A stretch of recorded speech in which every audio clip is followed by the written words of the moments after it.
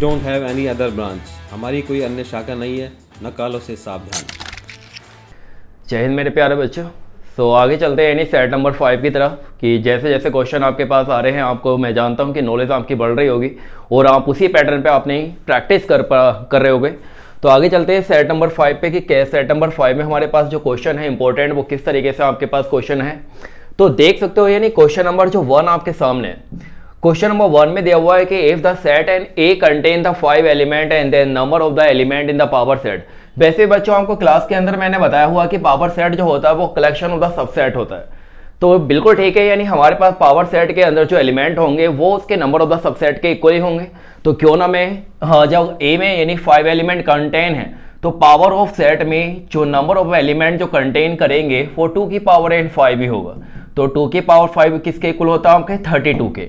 तो 32 यानी डी आपका राइट आंसर। क्वेश्चन नंबर 2 के बारे में बात करते हैं। तो value of N M N so that the root of N 4 minus M X square plus 2m plus 4x and positive 8m plus 1 equal to 0 are equal. तो बिल्कुल ठीक है, यानी हमारे पास अगर नेचर ऑफ द रूट्स के according देखा जाए तो नेचर ऑफ रूट्स कहती है कि रियल एंड इक्वल।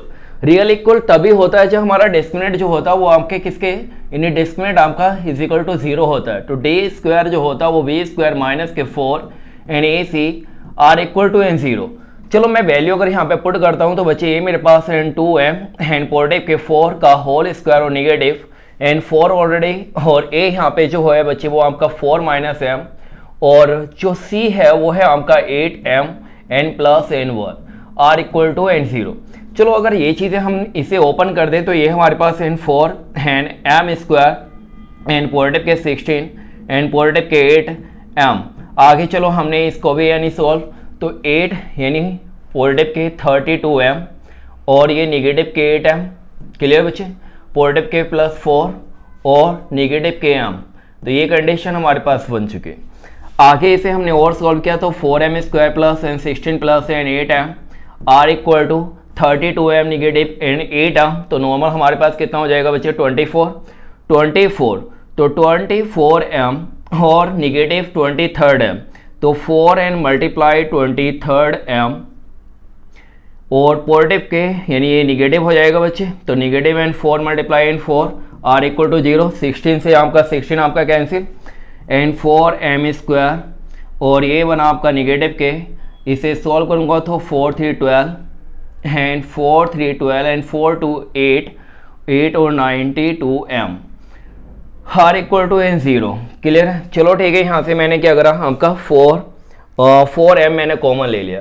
तो 4m अगर मैं कॉमन लेता हूँ तो 4m कॉमन लेने पे मेरे पास जो कंडीशन बनेगी यानी m और निगेटिव एंड 4 और 2 8 और 4 3 12 और ये नाउ मेरे पास कितना आ गया बच्चे दिस वन। तो यहाँ से अगर हम m की वैल्यूज को देखते हैं तो वो आपके पास है 0 है लाइक समथिंग जो भी है, ये आपका राइट आंसर होगा। क्लियर।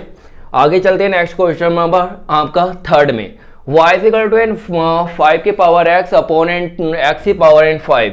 अगर हम इसका डिफरेंशिएट करते हैं यानी D Y upon N D X. चलो वन टाइम डिफरेंशिएट तो हम जानते हो कि ये आपके पास एन फर्स्ट की तरह काम करेगा और ये सेकंड की तरह। तो फर्स्ट अपॉन एन सेकंड यानी फर्स्ट सेकंड डिफरेंशिएट अप्लाई करेंगे तो हमारा सेकंड एज इट हमने डिफरेंशिएट जो किया एन 5x और लॉग ये हो जाएगा बच्चे एन 5 और निगेटिव। इस बार हमने यानी 5x को एज इट राइट कर दिया और x की पावर 5 को ना 5 और इंटू एन एक्स की पावर एन 4 और डिवाइड बाय और ये हमारे पास होगा बच्चे x की पावर एन 5 का होल स्क्वायर। क्या ये ऑब्जेक्टिव में आपके प्रेजेंट है। चलो और इसे अगर हम सिंप्लीफाई कर लें तो सिंप्लीफाई करने पे हमारे पास जो कंडीशन है वो 1 अपॉन लॉग 5 और ये हमारे पास चलो ठीक है। अब हमने यहाँ पे ये x की पावर एन 5 और ये x की पावर चलो 4 हमने यानी कॉमन ले लिया। तो यहाँ से हमारे पास क्या बचा ये बच्चे हमारे पास यानी x इंटू और 5 की पावर x।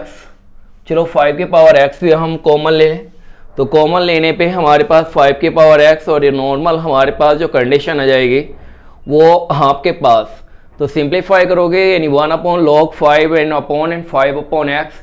तो ये चीज़ें हमारे पास हाँ, तो ये हमारा राइट आंसर यानी बी आपका राइट आंसर सिंप्लीफाई करके। क्वेश्चन नंबर 4 जो है the value of the 10 and 1/2 cos inverse and square root and 5 upon N 3।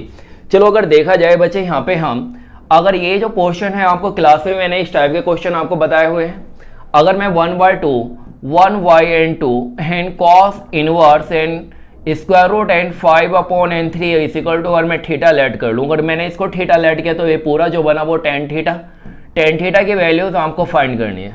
तो ये जो कंडीशन हमारे पास आ जाएगी, ये आ जाएगी cos n2 theta are equal to N square root and 5/n3 cos theta को चलो मैं अगर राइट करूँ यानी टेन थीटा के रेस्पेक्ट में, तो 1 minus n tan square theta upon n 1 plus n tan square theta. चलो ठीक है, are equal to square root n 5/n3 cross multiply करूंगा तो क्रॉस मल्टीप्लाई पे मेरे पास जो condition 3 negative n 3 and tan square theta are equal to right hand side में मेरे पास square root and 5 and positive square root and 5 and tan square theta. चलो टेन स्क्वायर थीटा को अगर मैं एक साइड लेके जाऊं तो tan square and theta are equal to यानी tan square theta normal square root and 5 and plus and 3, ये कंडीशन बन जाएगी। और राइट हैंड साइड में 3 निगेटिव स्क्वायर रूट एंड 5। चलो यानी tan N square and theta are equal to and 3 square root and 5/n3 plus square root 5। चलो rationalisation कर लेते हैं। रेशनलाइज करने के लिए हमारे पास क्या बना, tan square theta are equal to N 3 negative square root and 5 का होल स्क्वायर और नीचे 9 माइनस 5 यानी 4। टेन थीटा की जो वैल्यूज आएगी tan theta are equal to N 3 negative square root and 5/n2। क्यों? क्योंकि हमने स्क्वायर रूट फाइंड कर लिया बच्चे। तो आप देख सकते हो आपके पास जो ऑब्जेक्टिव में आपका राइट आंसर है वो A. Question number 5, find the radius of the circle and 16x square plus y square positive 24x n plus n 32y plus 9 equal to 0। देखा जाए तो चलो ठीक है, यहाँ से हमने 16 को अगर हम कॉमन ले लेते हैं तो 16 को कॉमन ले लिया हमने, तो 16 और ये हमारे पास x square N plus N Y square N positive n 24/n16 n x n positive n 2y and ये हो चुका हमारे पास है निगेटिव पॉजिटिव और ये 9/n16 और ये कंडीशन हमारे पास आ चुकी है 0। चलो ये हमारे पास आगे चला यानी X square plus N Y square plus N simplify कर लेते हैं तो 8 2 16 8 3, तो ये हमारा 3x/n2 और plus n2y are N positive 9/n16 are equal to n0। अगर देखा जाए हम रेडियस के बारे में बात करते हैं तो सेंटर जो है हमारे पास सेंटर जो होगा सेंटर हमारे पास आ जाएगा बच्चे कितना निगेटिव एंड 3/n4 और ये हमारे पास आ गया निगेटिव k1। ये हमारा सेंटर है। रेडियस के बारे में बात करते हैं तो रेडियस हमारे पास जो होगी वो स्क्वायर रूट और ये हो जाएगा आपका 9/n16 एंड पॉजिटिव k1 और ये निगेटिव के 9/n16 क्योंकि सेंटर तो निगेटिव से निगेटिव ये आपका कैंसिल, स्क्वायर रूट 1 आपके पास रेडियस, तो डी आपका राइट आंसर। बिल्कुल इजी है क्योंकि ऐसे क्वेश्चन हमारे चाहे कोनिक सेक्शन आपका जैसे सर्किल है वैसे कोनिक सेक्शन आपके हाइपरबोला पैराबोला और इलिप्स और आपके यानी स्ट्रेट लाइन, यहाँ से आपके जर्नल जो क्वेश्चन होते हैं वो एक स्टैंडर्ड इक्वेशन से पुट अप किए जाते हैं, तो उस पर आप फोकस करना। आगे चलते हैं नेक्स्ट क्वेश्चन नंबर 6 की अकॉर्डिंग चलते हैं। तो यहाँ पे A are equal to N I 0 and 0 Y upon A inverse, तो इजीली अगर आप फाइंड करोगे तो इस टाइप का क्वेश्चन आप इजीली कर सकते हो क्योंकि आपके पास ए इनवर्स एंड फाइंड करने के लिए आपके पास है नेट जॉइंट ऑफ ए चाहिए और आपके पास है डिटरमिनेंट ऑफ ए, तो ये आप बड़ा इजीली कर सकते हो बच्चे। क्यों? क्योंकि ये जो है मैट्रिक्स आपकी 2x2 मैट्रिक्स और 2x2 मैट्रिक्स का आपका एडजॉइंट निकालना भी आसान है और डिटरमिनेंट भी, क्वेश्चन आसान है, कर सकते हो। क्वेश्चन नंबर 7 जो है then perpendicular distance and between the straight line and 6x and plus 8y and positive and 15 is equal to 0 and जो सेकंड इक्वेशन है सेकंड इक्वेशन आपकी 3x and plus and 4y plus 9 equal to 0। बिल्कुल ठीक है, कहने का मतलब हमारा ये होता है कि बच्चे अगर मैं यहाँ से अगर कॉमन ले लूँ यानी कॉमन मैंने ले लिया कि 2 कॉमन ले सकते हैं, तो 2 कॉमन लेने पे हमारे पास जो बचेगा 3x and plus and 4y और पॉजिटिव के ये बचा हमारा 15y एंड 2 और आर इक्वल टू n0। अब आपने देखा कि हमारे पास जब x और y के दो कोफिशिएंट अगर बराबर होते हैं तो दोनों इक्वेशन जो होती हैं वो पैरेलल होती है।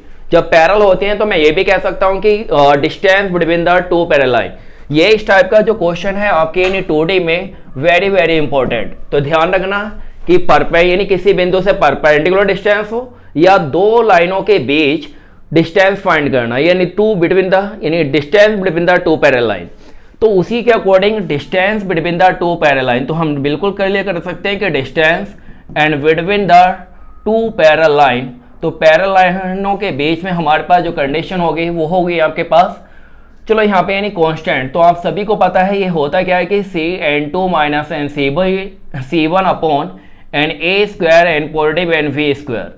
आगे इसे अप्लाई करें तो ये हो जाएगा 9 minus N 15 by N two, और ये हमें सिंप्लीफाई 9 प्लस 16, तो ये हो जाएगा आपका 9 प्लस एन 16। चलो सिंप्लीफाई कर लेते हैं, 18 minus N 15 3 Y N two, और ये आपका 5 आ चुका है 3 अपॉन एन 10 यूनिट, तो ये आपका right answer B. Question number 8 के बारे में बात करते हैं। तो 8 में हमें गिवन है नाउ 8 यानी integration 1 upon X square plus A square and D X is equal to, वैसे ही बच्चे हमारे पास ये जो कंडीशन होती है वो किसी भी कंडीशन नहीं होती, तो आपका डी आपका right answer. Question number 9, what is the maximum value of the sine X N plus N cos X. तो बिल्कुल ठीक है, इसका वन टाइम हम डिफ्रेंशिएट करेंगे, और डिफ्रेंशिएट करने के बाद जो आपके पास एक्स की वैल्यूज आएगी वो वैल्यूज इसमें पुट करेंगे, और जो इसकी मैक्सिमम वैल्यूज होगी वो आपको मिल जाएगी बच्चे। क्लियर। नाउ क्वेश्चन नंबर 10 जो हमारा क्वेश्चन है वो है limit X tends to N 0, यानी लिमिट का क्वेश्चन है ये। इस टाइप के क्वेश्चन आपके हर बार आपके पेपर में आपके मिलेंगे बच्चे। तो लिमिट एक्स टेंड्स टू 0, चलो मैं लिमिट की वैल्यूज को पुट कर रहा हूं, तो 4 का स्क्वायर रूट ये 0 और ये आपका 0। चलो डिफ्रेंशिएट कर लेते हैं, यानी एल हॉस्पिटल रूल अप्लाई करते हैं, तो ये हमें कंडीशन मिल जाएगी 1 upon N two N square root N X square N plus N 4, और मल्टीप्लाई हो जाएगा बच्चे 2x, और ये आपके पास एन 0 अपॉन, आगे चलते हैं ना 1 by N two N square root N X square N plus और 9 और मल्टीप्लाई एन 2x, तो नेगेटिव 0। 1/2 से बच्चे 1/2 कैंसिल एंड 2x से मेरा 2x कैंसिल, तो वैसे भी मेरे पास यानी सिंप्लीफाई होके ये जो आगे square root N X square N plus और 9 अपॉन एन स्क्वायर रूट और एक्स स्क्वायर प्लस एन 4। उस केस में मैं क्या करता हूँ कि लिमिट को यहाँ पे यानी फिक्स कर देता हूँ कि बार बार अपने सॉल्यूशन में लिखते हुए चले तो उसमें टाइम वेस्ट ही जाता है, तो अपना यहाँ पे फिक्स कर दो, क्वेश्चन को आप सोल्व करो। अब लिमिट की वैल्यूज को अगर मैं पुट करता हूँ तो ये 9 का स्क्वायर रूट एन 3, 4 का स्क्वायर रूट इज 2, तो 3/2 मेरा right answer A. Question number 11, 7 sine square theta N plus 3 cos square theta is equal to N 4, then find the value. वैसे भी इस टाइप के क्वेश्चन ऑलरेडी हमें थीटा की वैल्यूज को फाइंड करना, तो मैं हिट एंड ट्राई यूज कर सकता हूँ ना। चलो हिट एंड ट्राई यूज करने के अकॉर्डिंग अगर देखा जाए π/4, आप सभी जानते हो कि साइन और कॉस में जो साइन यानी π/4 की जो वैल्यूज होती है वो सेम ही होती है 1 अपॉन स्क्वायर रूट 2। चलो यहाँ पे पुट करते हैं, क्या ये कंडीशन को सेटिस्फाई करेगा। 7 multiply 1 by N 2 N positive N 3 multiply 1 by 2। चलो मैंने सिंप्लीफाई कर लिया बच्चे, 7/2 एन पॉजिटिव के 3 एन 2, ये तो 10/2, यानी जो आपके पास आंसर आ रहा 5, जबकि मुझे चाहिए 4, तो गलत। π/6 के अकॉर्डिंग लेके चलते हैं, तो π/6, तो ये हो गया आपका, अगर मैं π/6 लेके चलता हूँ तो 7 मल्टीप्लाई साइन π/6 का मतलब है साइन 30 की वैल्यू वो होती है आपकी 1/2, ये हो जाएगा 1/4 एन पॉजिटिव एन कॉस 30 की वैल्यू और 3 मल्टीप्लाई और 3 अपॉन एन 4। चलो सिंप्लीफाई कर लेते हैं, तो ये आपका 7/4 एन प्लस और 9 एन 4, तो ये हमारे पास है 16/4, यानी सिंप्लीफाई करेंगे तो हमें 4 ही मिलेगा जो आपके राइट हैंड साइड के इक्वल है, तो आपका वी आपका राइट आंसर। तो ऐसे क्वेश्चन में अगर आप हिट एंड ट्राई यूज करो तो बेटर रहेगा, जिससे हमारा टाइम कंज्यूम भी होता है और सही टाइम में हमें राइट आंसर भी मिल जाता है। आगे चलते हैं next question number 12, find the value of the log N 10:2। वैसे भी ये जो क्वेश्चन है आपकी क्लास में लेवल 1 में ही क्वेश्चन आपको कराए हुए हैं, उन्हीं टाइपों में से क्वेश्चन आपका है बच्चे। आप जानते हो अगर मैं इसको हाइड कर लूँ तो इसकी जो वैल्यूज हुई इस पूरी सीरीज की क्या हुई 10, और मैं जानता हूं कि log n 10:10 जो होता है वो किसके इक्वल होता है आपके 1 के, तो 1 आपका राइट आंसर। क्लियर। आगे चलते हैं नेक्स्ट क्वेश्चन नंबर आपका 13, then the equation of the ellipse and whose the vertex are at A positive negative 5 and 0 and foci at N positive negative and 4 and 0 is. तो हमें यानी ये condition हमें दी गई है कि then the equation of this foci, तो बिल्कुल ठीक है। जैसे हम जानते हैं कि हमारे पास जो वर्टेक्स होता है, वर्टेक्स जानते हो बच्चे क्या होता है, वर्टेक्स ऑफ एलिप्स नहीं जानते, तो देखो हमारे पास जो वर्टेक्स होता है, वर्टेक्स हमारे पास होता है बच्चे क्या a, n0 यानी पॉजिटिव नेगेटिव, और यहाँ पे हमें जो दिया हुआ vertex positive negative and 5 and n0। और आप ये भी जानते हो जब मैं कंपैरिजन करूंगा तो a इक्वल टू मेरे पास कितना आ चुका है 5। क्लियर है, a इक्वल टू मुझे यानी 5 आ चुका है। चलो ए इज इक्वल टू, यहाँ पे आपका फोकाई भी आपका दिया हुआ है, तो फोकाई जो होता है आप सभी जानते हो बच्चे कि फोकाई के बारे में अगर हम बात करते हैं तो ये हमारे पास है positive negative A E and comma and zero, जहाँ पे हम यानी ई की एसेंट्रिसिटी जो वैल्यूज हमको मिलेगी वो बी से मिलेगी। चलो ये हमें ए हमें मिल चुका है, क्लियर। अब बात आती है हमें यानी एसेंट्रिसिटी यानी बी, तो ये कंडीशन अगर हम लेके चलते हैं तो हमें यानी ए 5 तो नॉर्मल हमारे पास यानी एक्स स्क्वायर एंड 25 तो नॉर्मल 50% तो आंसर हमें मिल चुका है कि ए एंड बी में से यानी ए और डी में से हमारा कोई एक राइट आंसर होगा। आगे एसेंट्रिसिटी के बारे में अगर बात करते हैं तो ये हमारे पास होता है बच्चे क्या कि सी स्क्वायर यानी बी हमारे पास क्या होगा ये तो ए ई, तो ई हमारे पास इसेंट्रिसिटी। अब यहाँ पे इक्वेशन ऑफ द इलेशन whose the vertex and foci at this, तो इसेंट्रिसिटी यानी हमारे पास दिया हुआ है कि ए आर और ए आर इक्वल टू यहाँ पे जो दिया हुआ है बच्चे 4 दिया हुआ है, वैसे भी हमारे पास ए की जो वैल्यूज है वो, तो इसेंट्रिसिटी हमारे पास 4/5 मिल चुकी है, जिससे हम क्या निकाल सकते हैं कि ई, हाँ तो e square are equal to 1 और ये हो जाएगा आपके पास negative and we square upon N A square. यहाँ पे हम वैल्यू पुट करें तो ये हमारे पास क्या मिलेगी बच्चे 16/25 आर इक्वल टू 1 माइनस, और ये हमारे पास बी स्क्वायर, तो वी स्क्वायर की वैल्यूज हमें फाइंड करनी है और ये आपके पास है 25। चलो सिंप्लीफाई कर लेते हैं, तो नॉर्मल हमारे पास ये 16/25 are equal to N 25 minus N we square upon N 25, तो ये सिंप्लीफाई कर लेते हैं, तो B square are equal to N 25 और माइनस एन 16 यानी B square are equal to is A 9। तो इस तरीके से हम इलिप्स के इक्वेशन देख सकते हैं कि X square and we square यानी ए स्क्वायर 25 और वी स्क्वायर आपके पास है 9, तो आपका ए आपका राइट आंसर, क्लियर। आगे चलते हैं next question number 14, the value of and tan 315 and cot and negative 405 and positive cot and 495 and into tan 585। चलो देखा जाए तो हम tan 315 को मैं 360 डिग्री एंड प्लस 45 नहीं 360 माइनस 45 10 के अकॉर्डिंग देखा जाए तो मैं इसको राइट कर सकता हूँ बच्चे 10 एंड 360 डिग्री और निगेटिव एंड 45। चलो इसको अगर मैं देखूँ तो निगेटिव है, निगेटिव यानी कॉट के रेस्पेक्ट में जो चीज़ें हम लेके चलेंगे हाँ निगेटिव, तो हम राइट कर सकते हैं कॉस और टेन में निगेटिव थीटा, तो उसमें पॉजिटिव राइट कर लो, तो ये हमारे पास कॉट को हम राइट करेंगे and 360 degree and plus and 45 degree, और यही कंडीशन हमारे पास है 495, तो ये हमारे पास आ जाएगा बच्चे कितना कॉट और 495, तो 495 हम राइट कर सकते हैं कितना 360 यानी आपके पास, हाँ तो ये कंडीशन आ जाएगी आपके पास कितना बच्चे कि 360 डिग्री एंड पॉजिटिव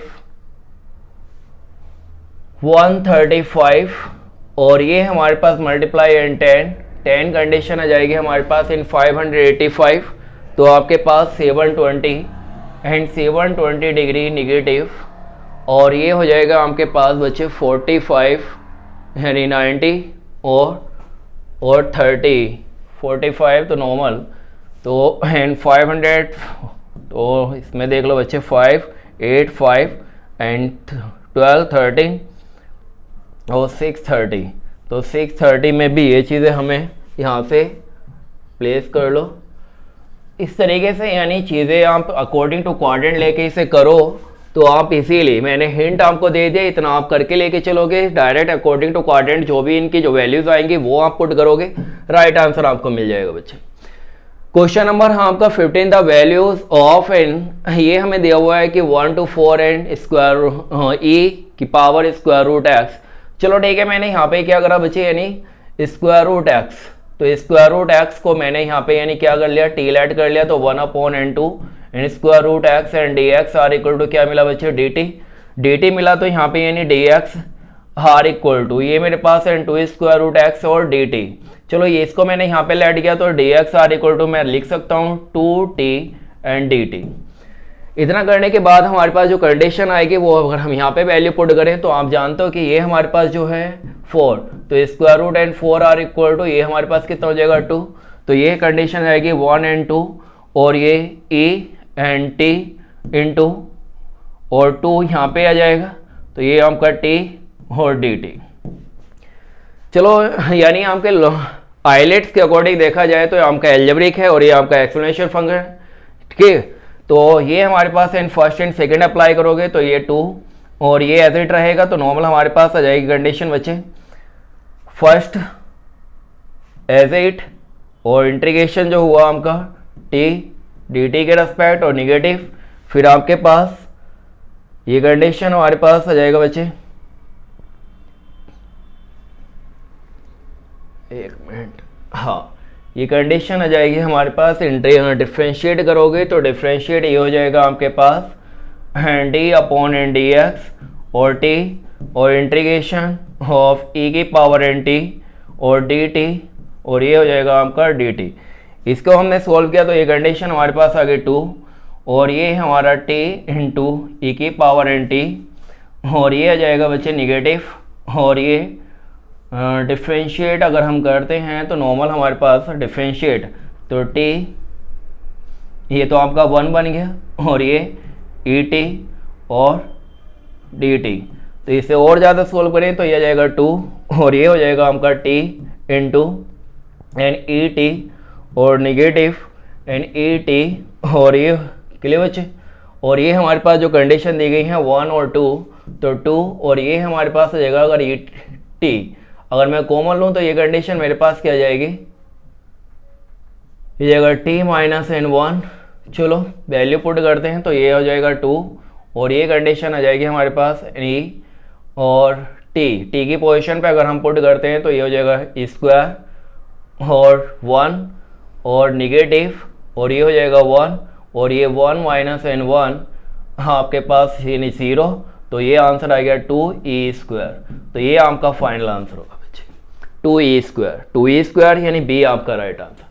क्वेश्चन बिल्कुल जानता हूँ कि लेंथी है क्योंकि ऐसे क्वेश्चन आपके अगर आपके एग्जाम में आ जाएंगे बच्चे टाइम आपका लगेगा, क्योंकि ये चीज़ करने के बाद हमें इंटीग्रेट बाय पार्ट्स अगर हम अप्लाई करेंगे तो वो कॉन्सेप्ट आपका यहाँ पे जाएगा।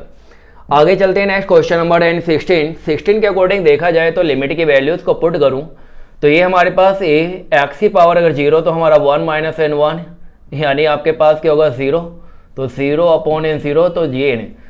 अब लिमिट को मैंने यहाँ पे फिक्स कर लिया, अब हेल हॉस्पिटल रूल अप्लाई करूँगा तो ये बना मेरे पास ए की power x and log n a और log a minus n 0 upon n 1। Limit की वैल्यूज़ को अगर मैं पुट करूँ तो ये क्या बनेगा 1 और ये बनेगा मेरे पास एंड लॉग ए मेरा right answer C. Question number 17 if x are equal to a sine theta और y is equal to n v cos theta. चलो ठीक है, पहले थीटा के रेस्पेक्ट में इनका डिफ्रेंशिएट करते हैं तो ये a n cos n theta upon n v negative और साइन थीटा, ये कंडीशन हमें मिल गई। तो नॉर्मल अगर हम डबल डिफ्रेंशिएट करते हैं तो ए अपॉन निगेटिव के वी, तो ये आपका कांस्टेंट आ गया बच्चे, कांस्टेंट आ गया तो नॉर्मल हमारे पास कॉस थीटा जो होगा वो निगेटिव साइन थीटा अपॉन यानी ये फर्स्ट एंड सेकंड अप्लाई हम जब करेंगे तो ये हमारे पास फर्स्ट सेकंड, तो इसमें हम फर्स्ट सेकंड अप्लाई करना होगा बच्चे। तो ये हमारे पास तो कांस्टेंट आ गया, ठीक है। तो ये फर्स्ट एंड सेकंड अप्लाई कर लो डबल डिफ्रेंशिएट, तो सेकंड को है v and sine and theta as it write कर दो निगेटिव एंड ए पॉजिटिव के हो जाएगा आपके पास एंड कॉस थीटा और फिर ये निगेटिव और निगेटिव यानी बी तो पॉजिटिव हो जाएगा वी एंड साइन थीटा और सेकंड को डिफ्रेंशिएट और ये हो जाएगा आपके पास ए और negative cos negative sine theta और ये नीचे आ जाएगा बच्चे आपके पास क्या and negative and v and sine and theta का होल स्क्वायर।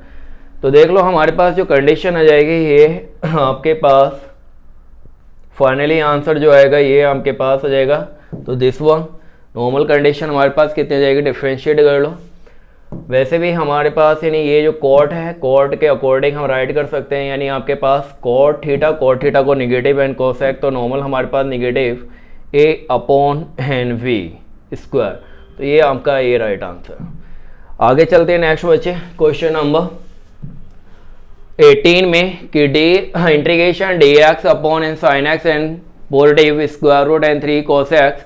तो अगर यहाँ पे हम देखें कि इस टाइप के क्वेश्चन में अगर हम क्या करें, यानी 1/2 से नोमिनेटर और डेमिनेटर में हम क्या करें, मल्टीप्लाई कर दें, तो हमारे पास जो कंडीशन बनेगी, और 1 मिनट बच्चे, क्वेश्चन नंबर,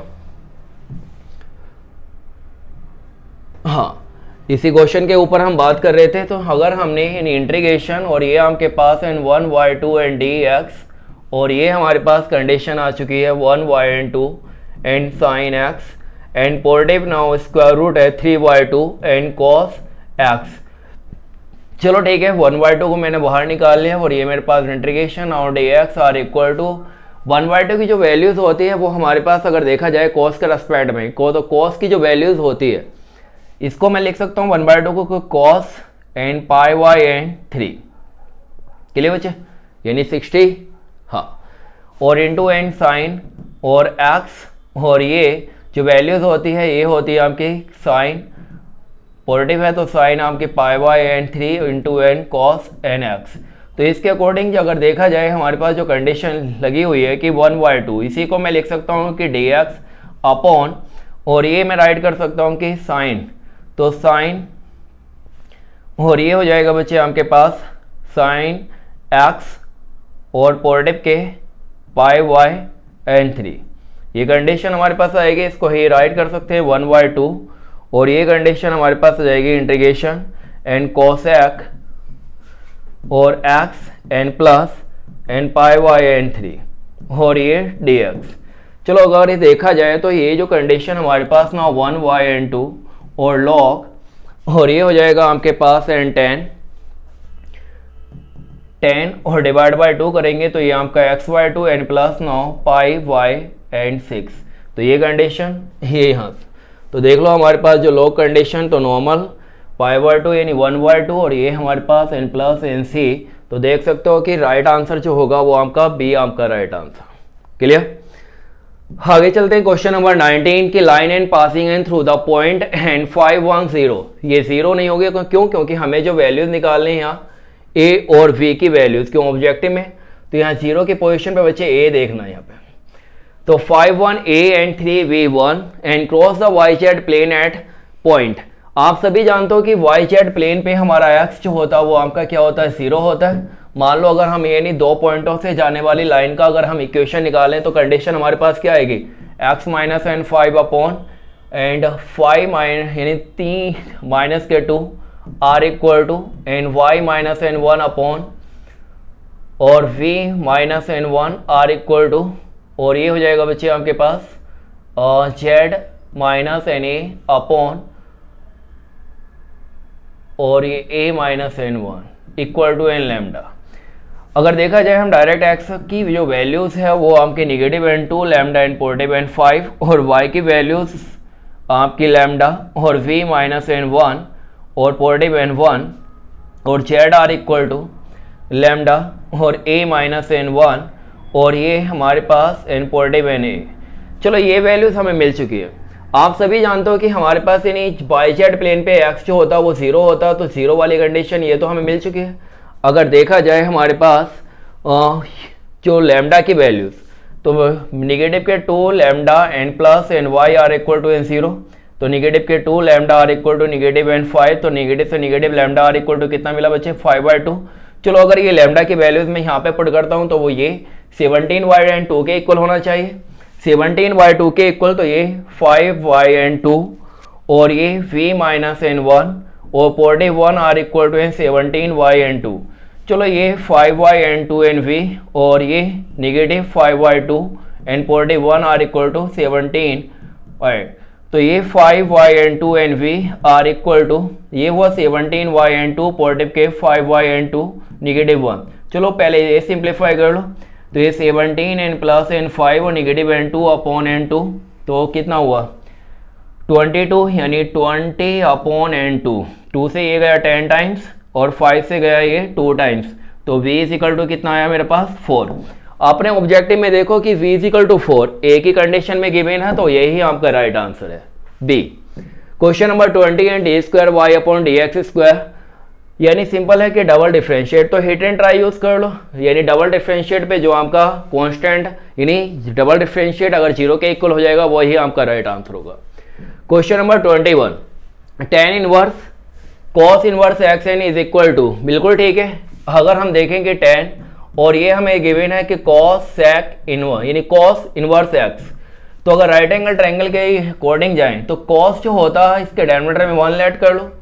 कॉस जो होता है वो होता है हमका बेस अपॉन हाइपोटेनस, तो बेस है हमका x, हाइपोटेनस है 1, तो ये आपके पास मिल चुका है square root 1 minus x square. Clear, good. आगे हम tan की कंडीशन में राइट करें तो tan, और ये हमें मिलेगा कि tan inverse perpendicular upon base, simplify करेंगे तो square root 1 minus x square upon x, A आपका right answer. Question number 22, how many n word can be form and from the Delhi and if L come in the middle in every word, तो बिल्कुल ठीक है। L को हम यानी यहाँ पे यानी क्या कर देते हैं, फिक्स कर देते हैं, और हम जो अरेंजमेंट करेंगे यानी कितना 4 times 4 factorial are equal to, क्योंकि 4 का ही अरेंजमेंट किया जाएगा, एल तो आपका फिक्स है, तो नॉर्मल हमारे पास यानी 4, तो यानी 4 multiply and 3 multiply and 2, 24 is your right answer. Question number 23, the values of and negative and sec cube x and D x and will be, तो बिल्कुल ठीक है। यानी ऐसी कंडीशन देखा जाए तो हमारे पास इंटीग्रेशन और ये आपके पास है निगेटिव साइन नहीं होगा बच्चे यहाँ पे, ठीक है, इसको थोड़ा ठीक कर लेना। हाँ, ये निगेटिव साइन नहीं होगा, तो इसी के अकॉर्डिंग अगर लेके चलते हैं तो हमारे पास जो कंडीशन होगी वो होगी आपकी यानी सेक एन क्यूब एक्स और डी एक्स, तो इसी को मैंने राइट कर दिया यानी सेक एन स्क्वायर एक्स और इंटू सेक एक्स और डी एक्स। तो first and second apply integrate bye apply करूंगा तो मुझे मेरा राइट आंसर, तो देख लो, तो मेरे पास जो कंडीशन आ जाएगी यानी ये इरेजर ले लेते हैं तो ताकि ये चीज़ें और क्लियर हो जाए, तो हमारे पास मैं लिखूंगा साथ के साथ, आपको बस इंटीग्रेट करना है, तो ये हो जाएगा आपके पास सेक एक्स, फर्स्ट को एज एट राइट कर लिया, sec square and x and D x और निगेटिव, और ये हमारे पास एंड ये बन चुका बच्चे d upon N D x and sec x और इंटीग्रेशन और सेक स्क्वायर एक्स और डी एक्स, और ये फाइनली हमारे पास एन डी एक्स आ चुका है। इतना हम अप्लाई करेंगे तो चीज़ें हमें क्या मिल जाएंगी देख लो, तो ये हमारे पास सेक एक्स और सेक स्क्वायर एक्स का जो इंटीग्रेट होता है वो आपके पास है टेन एक्स और निगेटिव, और ये हमारे पास सेक एक्स, तो ये बनेगा हमारा सेक एक्स और इंटू टेन एक्स डिफ्रेंशिएट, और ये इंटू सेक एक्स और ये डी एक्स, तो ये हमारे पास है सेक एक्स और टेन एक्स, और ये हमारे पास आ जाएगा बच्चे अगेन सेक यानी sec square x into tan x. Again ये चीज़ अप्लाई करोगे तो डायरेक्टली हमारे पास जो आंसर आएगा वो आपका ये ए आपका right answer. Clear. Question number 24, the values of 0 to and sine and cube and theta d, तो बिल्कुल ठीक है, वन टाइम पॉजिटिव साइन के साथ, वन टाइम निगेटिव साइन के साथ, इस तरीके से अपना आंसर इस टाइप का क्वेश्चन हम सेट नंबर 3 एंड 4 में भी कर चुके हैं बच्चे। आगे चलते हैं next question number 25, a b c are the unit vector such that and a plus b plus N c are equal to 0, तो बिल्कुल ठीक है, यूनिट वेक्टर है तो वैसे भी हमें यानी a plus N b plus N c are equal to 0 already दिया हुआ है। अगर देखा जाए हम यानी a plus N b plus N c equal to 0 अगर हम एक होल स्क्वायर करें तो होल स्क्वायर करने पे हमें क्या मिलेगा, a square plus n we square plus N c square N plus n two a b plus n two and v c N plus n two c a are equal to 0। ये तीनों ही आपके unit vector हैं तो क्या मिलेगा 1 1 1, तो यानी 3 and 2 मैंने यहाँ से कॉमन ले लिया तो ए वी और पॉजिटिव एन बी सी और सी ए, और ए इज इक्वल टू 0, तो ये and 2 and a b plus N b c N plus N c a are equal to negative के 3, तो a b and plus N b c plus c a are equal to negative के 3/2, यही आपका right answer सी। तो देखा बच्चे, यानी इस तरीके से अगर आप क्वेश्चन लेके चलोगे और बेसिक कॉन्सेप्ट क्लियर करते हुए तो अपने आंसर आसान भी होंगे और कम टाइम में आपका राइट आंसर भी आएगा। तो अच्छे से तैयारी कीजिए इसी पैटर्न पे, इसी कॉन्सेप्ट को लेके चलिए। ओके, गुड लक, जय हिंद। जय हिंद बच्चों। आज हमारा सेट नंबर 5 स्टार्ट होगा फिजिक्स। देखिए इसमें पहला क्वेश्चन हमारा है, what is the dimension formula of Stefan constant. तो स्टीफन कांस्टेंट, ठीक है, जो स्टीफन कांस्टेंट होता है, देखो फार्मूला तो जो है स्टीफन्स लॉ का फार्मूला ये होता है, और ये जो है energy divided by time into area, यानी ऊर्जा बट्टे क्षेत्रफल और समय। तो हमें यहाँ पे जो डायमेंशन पूछी हुई है वो स्टीफन कांस्टेंट की पूछी हुई है, ठीक है, स्टीफन कांस्टेंट। अच्छा, तो इसमें डायमेंशन फाइंड करनी है हमें, तो यानी सिग्मा की डायमेंशन फाइंड करनी है, ठीक है। तो देखो एनर्जी यानी कि वर्क, कार्य की डायमेंशन होती है, और ये टाइम हो गया, क्षेत्रफल हो गया एरिया, और ये अपॉन, ठीक है, यहाँ पे जो है डायमेंशन ऑफ यस के से डिनोट कर रखा है, ठीक है। तो टेम्परेचर को यहाँ पे हमें के से डिनोट करना है, अपॉन। बस अब इसको सॉल्व कर लेते हैं। ये 0 हो जाएगा, -3 k टू द पावर -4, इसकी ये पावर हो जाएगी। तो ये आंसर हमारा मैच कर रहा है डी आंसर, डी ऑप्शन से कर रहा है। नेक्स्ट, हाँ, इसमें कौन सा पेयर रॉन्ग है ये पूछा गया है। तो देखो इसमें पेयर हमें प्रेशर, ठीक है, प्रेशर को हम जिस यंत्र से नापते हैं वो बैरोमीटर होता है, ये सही ऑप्शन है। हाँ, रिलेटिव डेंसिटी, ठीक है, आपेक्षिक घनत्व को हम जो है हाइड्रोमीटर से नापते हैं, और पायरोमीटर से जो है नॉन कॉन्टेक्ट यानी कि जो दूर का टेम्परेचर होता है उसे मेजर करते हैं, जैसे सन का टेम्परेचर। तो ये मिसमैच हो रखा है, बाकी ठीक है। टेम्परेचर यानी कि ताप थर्मामीटर से होता है, ये भी ठीक है। अर्थक्वेक, ठीक है, सिस्मोग्राफ से होता है। तो हमारा जो इसमें गलत कह रहा है, रॉन्ग है, तो रॉन्ग ये है, तो यहाँ पे हाइड्रोमीटर होना चाहिए था, ये option. Next, shake is the unit of, देखो शेक जो होती है वो यूनिट ऑफ टाइम होती है, समय का मात्रक होता है। एंड 1 शेक इक्वल होता है 1 शेक इक्वल 10⁻⁻8 सेकेंड, ठीक है। तो ये समय की विमा होती है, समय की विमा कह रहा हूँ, समय की मात्रक होता है, यूनिट ऑफ टाइम, समय का मात्रक। हाँ, देखो इसमें एक कण है और वो किसी ऊंचाई 3h हाइट से गिर रहा है, ठीक है। तो उसने जो बराबर डिस्टेंस h इसको जो है इस टाइम में कवर करता है वो, तो इसका रेशो पूछा हुआ है। तो इसको हम इस तरह करेंगे, देखो ये, तो हम क्या करते हैं, इसको 3 इक्वल डिस्टेंस में डिवाइड कर लेते हैं। h हाइट ये हो गई, h हाइट, और h हाइट ये हो गई, ठीक है। और सपोज इस हाइट को गिरने में समय लगा t1, इसको t2 और इसको t3, तो हमें इन टाइम का रेशो फाइंड करना है। बाकी ये हाइट तीनों सेम है, 3h को हमने h कर दिया, ठीक है। और इसको हम कर लेते हैं ये BABCD, ठीक है, इस तरह से लेंगे इसमें। अच्छा, अब इसमें जो है हमें यूज़ करना पड़ेगा सेकंड इक्वेशन ऑफ मोशन। तो सेकंड इक्वेशन, गति की दूसरी समीकरण, ये वाली। अब देखो इसमें मैं जो मोशन स्टार्ट करूँगा वो मैं इस पॉइंट से स्टार्ट कर दूँगा, ए पॉइंट से स्टार्ट करूँगा, ठीक है। तो इससे क्या होगा, u हमेशा हमारा 0 होगा, तो u 0 होने पर ये नहीं होगा, तो h इक्वल ½ GT², इस तरह सोचिए।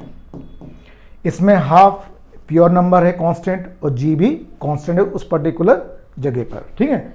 तो हमारा फार्मूला जो है हाइट प्रोपोर्शनल टू t², या फिर t प्रोपोर्शनल √h।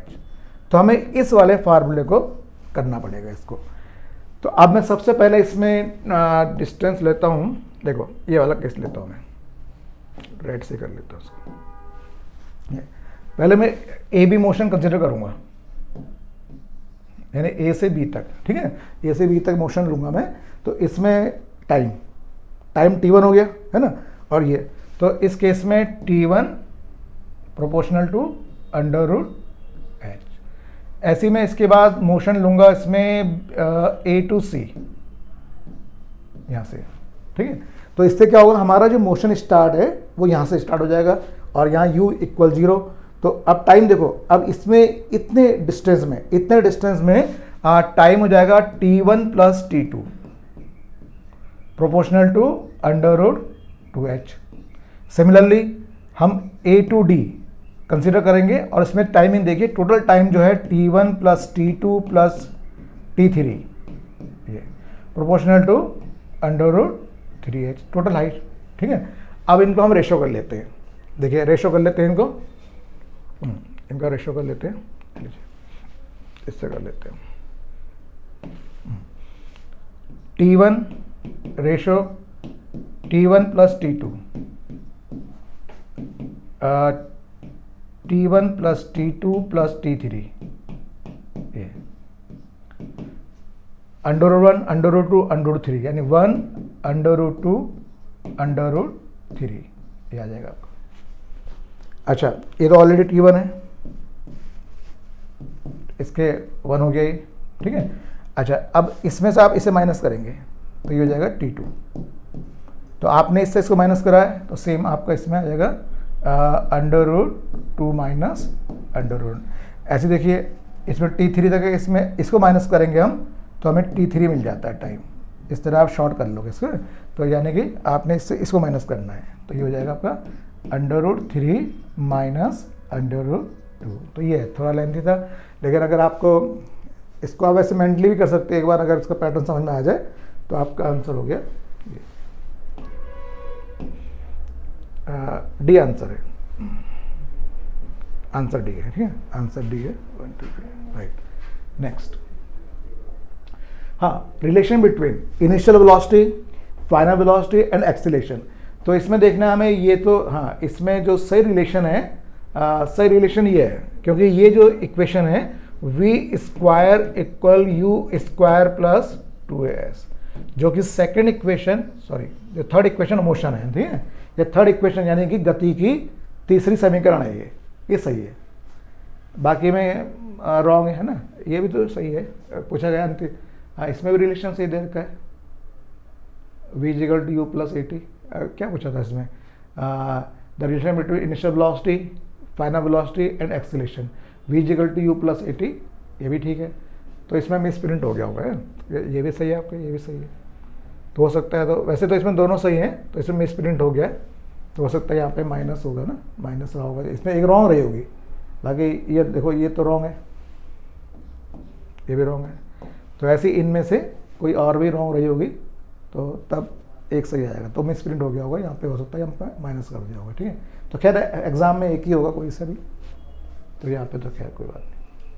हाँ, नेक्स्ट देखो, एक फोर्स गिवन है, how much force is needed. हाँ, अगर हमें 2 kg के मास कोई बॉडी है, उसको इस एक्सीलरेशन से मूव कराना है, ठीक है, गति करानी है, तो ये पूछा गया, बताइए कि हमें कितने बल की आवश्यकता होगी। देखो, जो बल होता है, बल इक्वल है ना, force equal mass into acceleration, ठीक है। तो इसमें आप देखोगे मास तो गिवन है 2 kg, मास 2 गिवन है और एक्सीलरेशन इज गिवन 4, तो आंसर हमारा हो गया 8 न्यूटन, ठीक है। तो आंसर इज सी।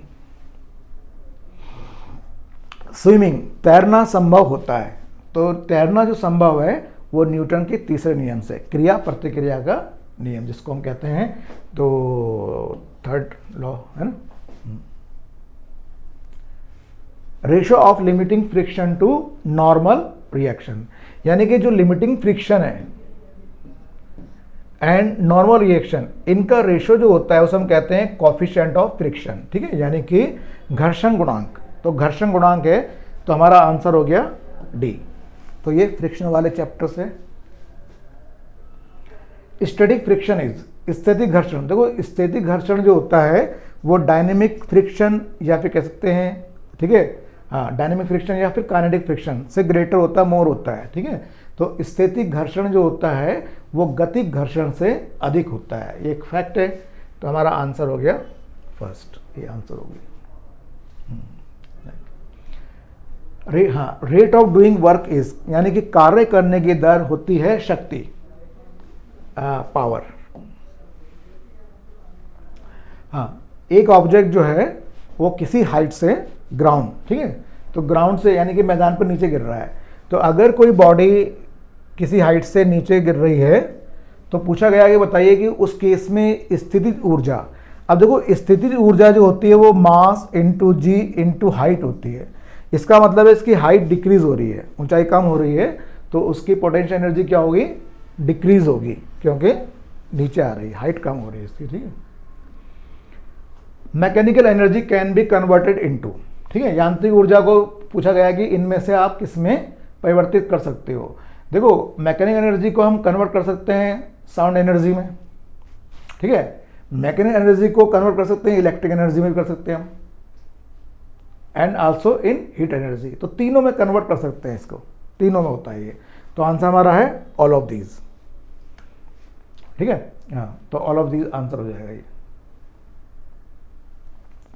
जब किसी स्प्रिंग को संपीड़ित किया जाता है, दबाया जाता है, तो इसका मतलब है हमने जो वर्क डन किया है वो स्टोर हो जाता है as a potential energy of the spring, ठीक है। हमारा कार्य स्प्रिंग की स्थितिज ऊर्जा के रूप में संचित हो जाता है। तो यानी कि क्या स्टोर होता है,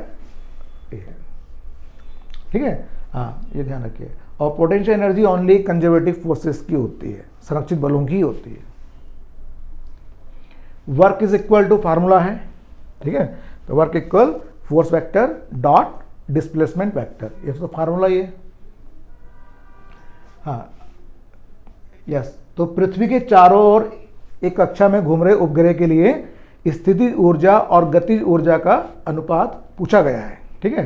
तो रेशियो ऑफ काइनेटिक एनर्जी, देखो इसमें हिंदी में ना, हिंदी में पहले इंग्लिश में पहले काइनेटिक एनर्जी है, फिर पोटेंशियल एनर्जी है, और हिंदी में जो है पहले इसमें गलती से स्थितिज ऊर्जा हो गया। तो ऐसे करते हैं कि इसके अकॉर्डिंग चलते हैं। तो यहाँ पे हम कर देते हैं गतिज ऊर्जा और यहाँ कर देते हैं स्थितिज ऊर्जा, ठीक है, क्योंकि इसके अकॉर्डिंग कर लेते हैं। हाँ, क्योंकि दोनों डिफरेंट है ना ये, तो रेशियो फिर चेंज हो जाएगा, उल्टा हो जाएगा रेशियो। तो हम जो है kinetic energy to potential energy, यानी गतिज ऊर्जा अनुपात स्थितिज ऊर्जा, ये कर लेते हैं। इसको यहाँ पे चेंज कर दीजिए, यहाँ पे चेंज कर देंगे आप, ठीक है। हाँ, देखो कोई भी उपग्रह अगर पृथ्वी के चारों ओर चक्कर लगाता है तो उसकी जो पोटेंशियल एनर्जी होती है, स्थितिज ऊर्जा, वो ये होती है,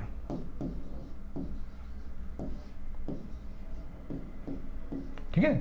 इसमें h जो है पृथ्वी के तल से उसकी हाइट, यानी कि height from the surface of the earth. Small m is the mass of the body, जो बॉडी सैटेलाइट है ना, तो यहाँ पे बॉडी क्या सैटेलाइट है। तो मास ऑफ द सैटेलाइट, उपग्रह का वेग, वो द्रव्यमान, और कैपिटल लेटर से जो मैंने लिखा हुआ है मास ऑफ द अर्थ, पृथ्वी का द्रव्यमान, और जी तो कांस्टेंट है ही। तो ये तो हो गई पोटेंशियल एनर्जी। अब आते हैं kinetic energy. Kinetic energy equal होता है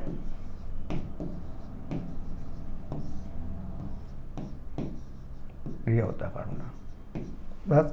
अब इनका रेशो करना है ना, तो पहले ये पूछा गया था, तो देखिए इसका ratio kinetic energy upon potential energy. तो इसमें हमें जो है साइन नहीं लेना है, तो ओनली मैग्नीट्यूड लेना है, इनका साइन नहीं लेना आपको, ठीक है। तो आपको ओनली विदाउट साइन इसको हम, क्योंकि इसमें कहीं भी माइनस नहीं है, तो आप इसको साइन को नहीं लेंगे आप, तो इस तरह से। तो अपॉन कर दीजिए इसको, ठीक है। तो 1:2 आ गया, ये आ जाएगा, ये हमारा आंसर है, ठीक है। और वैसे भी देखो जो पोटेंशियल, जो ये satellite is a bound system, ये बंद माध्यम होता है, तो जितनी इसकी पोटेंशियल एनर्जी होगी तो काइनेटिक एनर्जी उसका हाफ होती है without negative sign, that means positive, है ना। काइनेटिक एनर्जी कभी भी नेगेटिव नहीं हो सकती। तो ये होता है। तो हमारा आंसर हो गया 1:2, ये आ जाएगा, ठीक है। तो यहाँ पे आप पहले गति ऊर्जा करेंगे, फिर स्थिति। अगर आप अगर ये पहले ही लेंगे तो फिर उस केस में आपका आंसर चेंज हो जाएगा, ठीक है। तो मैं इसके अकॉर्डिंग चलाऊँ, kinetic energy to potential energy कर देंगे। हाँ, गुरुत्वाकर्षण क्षेत्र में यदि कोई पिंड पृथ्वी से बंधा होता है, बाउंड विद द अर्थ, तो उसकी टोटल मैकेनिक एनर्जी, अभी मैंने बताया था, कोई भी बाउंड सिस्टम अगर है तो उसकी जो टोटल एनर्जी होती है, मैकेनिक एनर्जी होती है, टोटल मैकेनिकल एनर्जी है, तो यांत्रिक ऊर्जा की बात कर रहा हूँ मैं, तो ये नेगेटिव में होती है। आंसर है डी, ठीक है। द बाउंड सिस्टम का एग्जांपल सैटेलाइट होती है। वैल्यू ऑफ जी शून्य का होता है, ठीक है। तो जी का मान शून्य किस जगह पे होता है, ये पूछा गया है। तो at the centre of the earth, ये आंसर है हमारा। तो जी का मान जो होता है एक्सेलरेशन ड्यू टू ग्रेविटी, गुरुत्व त्वरण का मान, वो 0 होता है पृथ्वी के केंद्र पर, ठीक है। और तो नहीं कुछ कहीं। अच्छा, इफ अर्थ स्टॉप रोटेटिंग, यदि पृथ्वी अपना घूर्णन रोक दे तो भूमध्य रेखा पर किसी पिंड का भार होगा, ये पूछा गया है, ठीक है। तो इसमें देखने कि पहले तो भूमध्य रेखा पर यानी कि इक्वेटर पर एक्सेलरेशन ड्यू टू ग्रेविटी का फार्मूला क्या होता है, ये होता है, ठीक है। और ये वैल्यू जो है 9.8 होती है, तो उसमें से ये माइनस होना है। अब अगर अर्थ स्टॉप रोटेटिंग, तो यानी अगर अर्थ जो है अगर स्टॉप रोटेटिंग, यदि पृथ्वी घूमना बंद कर दे तो ओमेगा 0 हो गया। तो ओमेगा 0 होने से उस केस में इक्वेटर पर जो एक्सेलेरेशन ड्यू टू ग्रेविटी है वो g के इक्वल हो जाएगा 9.8 के, यानी कि अब 9.8 में से कुछ भी वैल्यू माइनस नहीं होनी है। तो इसका मतलब क्या हो गया, पहले तो जो वैल्यू थी वो कुछ कम होके आती थी, लेकिन अब टोटल वैल्यू हमें ये मिल जाएगी विदाउट एनी डिक्रीज, है ना। तो इस केस में आपने देखा जो एक्सेलेरेशन ड्यू टू ग्रेविटी है वो इक्वेटर पे बढ़ गई है, यानी अब कुछ भी माइनस नहीं हो रहा है, जो टोटल वैल्यू पूरी यही की हो गई। तो इसका मतलब है अगर जी की वैल्यू इंक्रीज हो गई है तो वेट इक्वल होता है मास इनटू जी। तो अगर ये इंक्रीज हो गया है तो फिर वेट इज आल्सो इंक्रीज, तो वस्तु का भार बढ़ जाएगा, ठीक है, बढ़ जाएगा। अच्छा, अब आगे देखेंगे इसको। हाँ, all the non planets moves in, जितने भी हमारे ज्ञात उपग्रह हैं वो किस, उनकी शेप क्या होती है उनके ऑर्बिट की, तो ये पूछा गया है। तो ये कैप्लर्स लॉ से, जो कैप्लर का फर्स्ट लॉ है, इसके बारे में इंफॉर्मेशन देता है। तो होती है वो इलेप्टिकल ऑर्बिट, यानी कि दीर्घवृत्ताकार कक्षा। हाँ, यदि सरल आवर्त गति में दो सरल लोलकों की लंबाई का अनुपात दे रखा है आपको, रेशो ऑफ लेंथ दे रखा है, तो उनकी फ्रिक्वेंसी का रेशो पूछा गया है। तो पहले तो ये देखो कि जो टाइम पीरियड होता है किसी भी सिंपल पेंडुलम का वो ये होता है लंबाई बटे गुरुत्वीय त्वरण, ठीक है, ये हो गया। तो इसका मतलब है कि जो टाइम पीरियड है और जो लेंथ है उनमें रिलेशन ये होता है, और हमें गिवन है जो दो सिंपल पेंडुलम है उनकी जो लेंथ है उनका रेशो हमें गिवन है 2:3। अच्छा, हमसे पूछा गया है कि उनकी आवृत्ति, है ना, आवृत्ति जो होती है वो ठीक है आवर्तकाल का रेसिप्रोकल व्युत्क्रम होती है ना, यानी frequency is the reciprocal of time period. तो अगर t इसके डायरेक्टली प्रोपोर्शनल है तो फ्रीक्वेंसी क्या होगी, अंडर रूट रेसिप्रोकल। ये तो हमें इनकी आवृत्ति का अनुपात निकालना है, तो f1/f2 अंडर रूट, ये लीजिए। अच्छा, हमें गिवन है, इसका रेसिप्रोकल कर दीजिए, तो अंडर रूट 2/3। अच्छा, तो अंडर रूट 2/3, ठीक है। अच्छा, नहीं, एक बात है, ये इसका रेसिप्रोकल करना आपको ना, ये रेसिप्रोकल करना आपको, रेसिप्रोकल करना है, ये आपको L1/L2 है ना, तो इसका रेसिप्रोकल ये 3/2 हो जाएगा आपको, ये 3/2, ये नहीं होगा, ठीक। तो आंसर इसमें आप देख रहे हैं कि यस, नन ऑफ दीज, इनमें से कोई नहीं, ये होता है। Angular speed of hours hand of A watch, है ना, जो घड़ी की घंटे वाली सुई होती है उसका कोणीय वेग पूछा हुआ है। देखो, कोणीय वेग जो होता है वो 2π/t यानी टाइम पीरियड होता है। तो घड़ी की जो घंटे वाली सुई है वो एक पूरा राउंड लेने में 12 आवर्स, 12 घंटे का समय लेती है, ठीक है। तो 12 घंटे का मतलब हो गया आंसर हमारा 12 आवर्स। लेकिन जो हमें ऑप्शन गिवन है वो रेडियन पर सेकंड है ना, तो ये तो आपका हो जाएगा, तो रेडियन पर आवर हो जाएगा। तो रेडियन पर सेकंड में, तो मैं इसको सेकंड में कन्वर्ट करूंगा, तो अभी हम इसको 12 आवर, तो 12 आवर्स का मतलब है 12 घंटे का मतलब है इंटू 60, ये मिनट कन्वर्ट हो गया, इंटू सेकेंड, ठीक है। तो ये हो जाएगा रेडियन पर सेकेंड। अब आंसर मैच कर लेते हैं, इससे मैच करेगा, ठीक है। तो घंटे वाले सुई का जो कोणीय वेग होता है, कोणीय गति जो होता है, कोणीय वेग पूछा हुआ, कोणीय वेग है वो ये होता है। हाँ, साइकिल के पहिए में कौन सी गति है? देखो, साइकिल के पहिए में दोनों टाइप की मोशन है, तो उसमें क्या होता है, घूर्णन भी होता है और पहिया अपना स्थान परिवर्तन भी करता है। तो यानी कि घूर्णन और स्थानांतरित गति, rotational as well as translation motion. Ratio of angular speed of minutes hand and hours hand, ठीक है। घड़ी में जो है मिनट वाली सुई जो होती है उसका और घंटे वाली सुई, इनका एंगुलर स्पीड का रिलेशन रेशियो पूछा हुआ है, ठीक है। अब देखो, जो मिनट हैंड होती है, जो मिनट वाली सुई होती है, वो एक राउंड लेने में 1 घंटा लेती है, और बाकी घंटे वाली सुई जो है 12 घंटे लेती है, ठीक है ये। और इसमें हमें फाइंड करना पहले मिनट का करना है, तो इसमें एंगुलर अभी बताया था मैंने आपको 2 पाई/t ये होता है, ठीक है।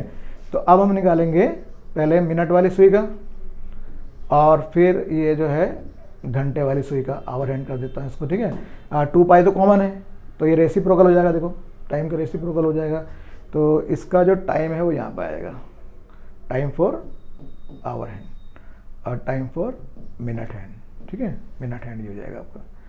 अच्छा, अब ये जो है इसका टाइम पीरियड होता है आवर्स हैंड का, 12 आवर्स, 12 घंटे। और इसका होता है 1 आवर, एक, तो 12:1 ये हो गया 12:1, right. Next, which of the following is a scalar quantity, ठीक है, स्केलर क्वांटिटी पूछी हुई है। तो इलेक्ट्रिक करंट तो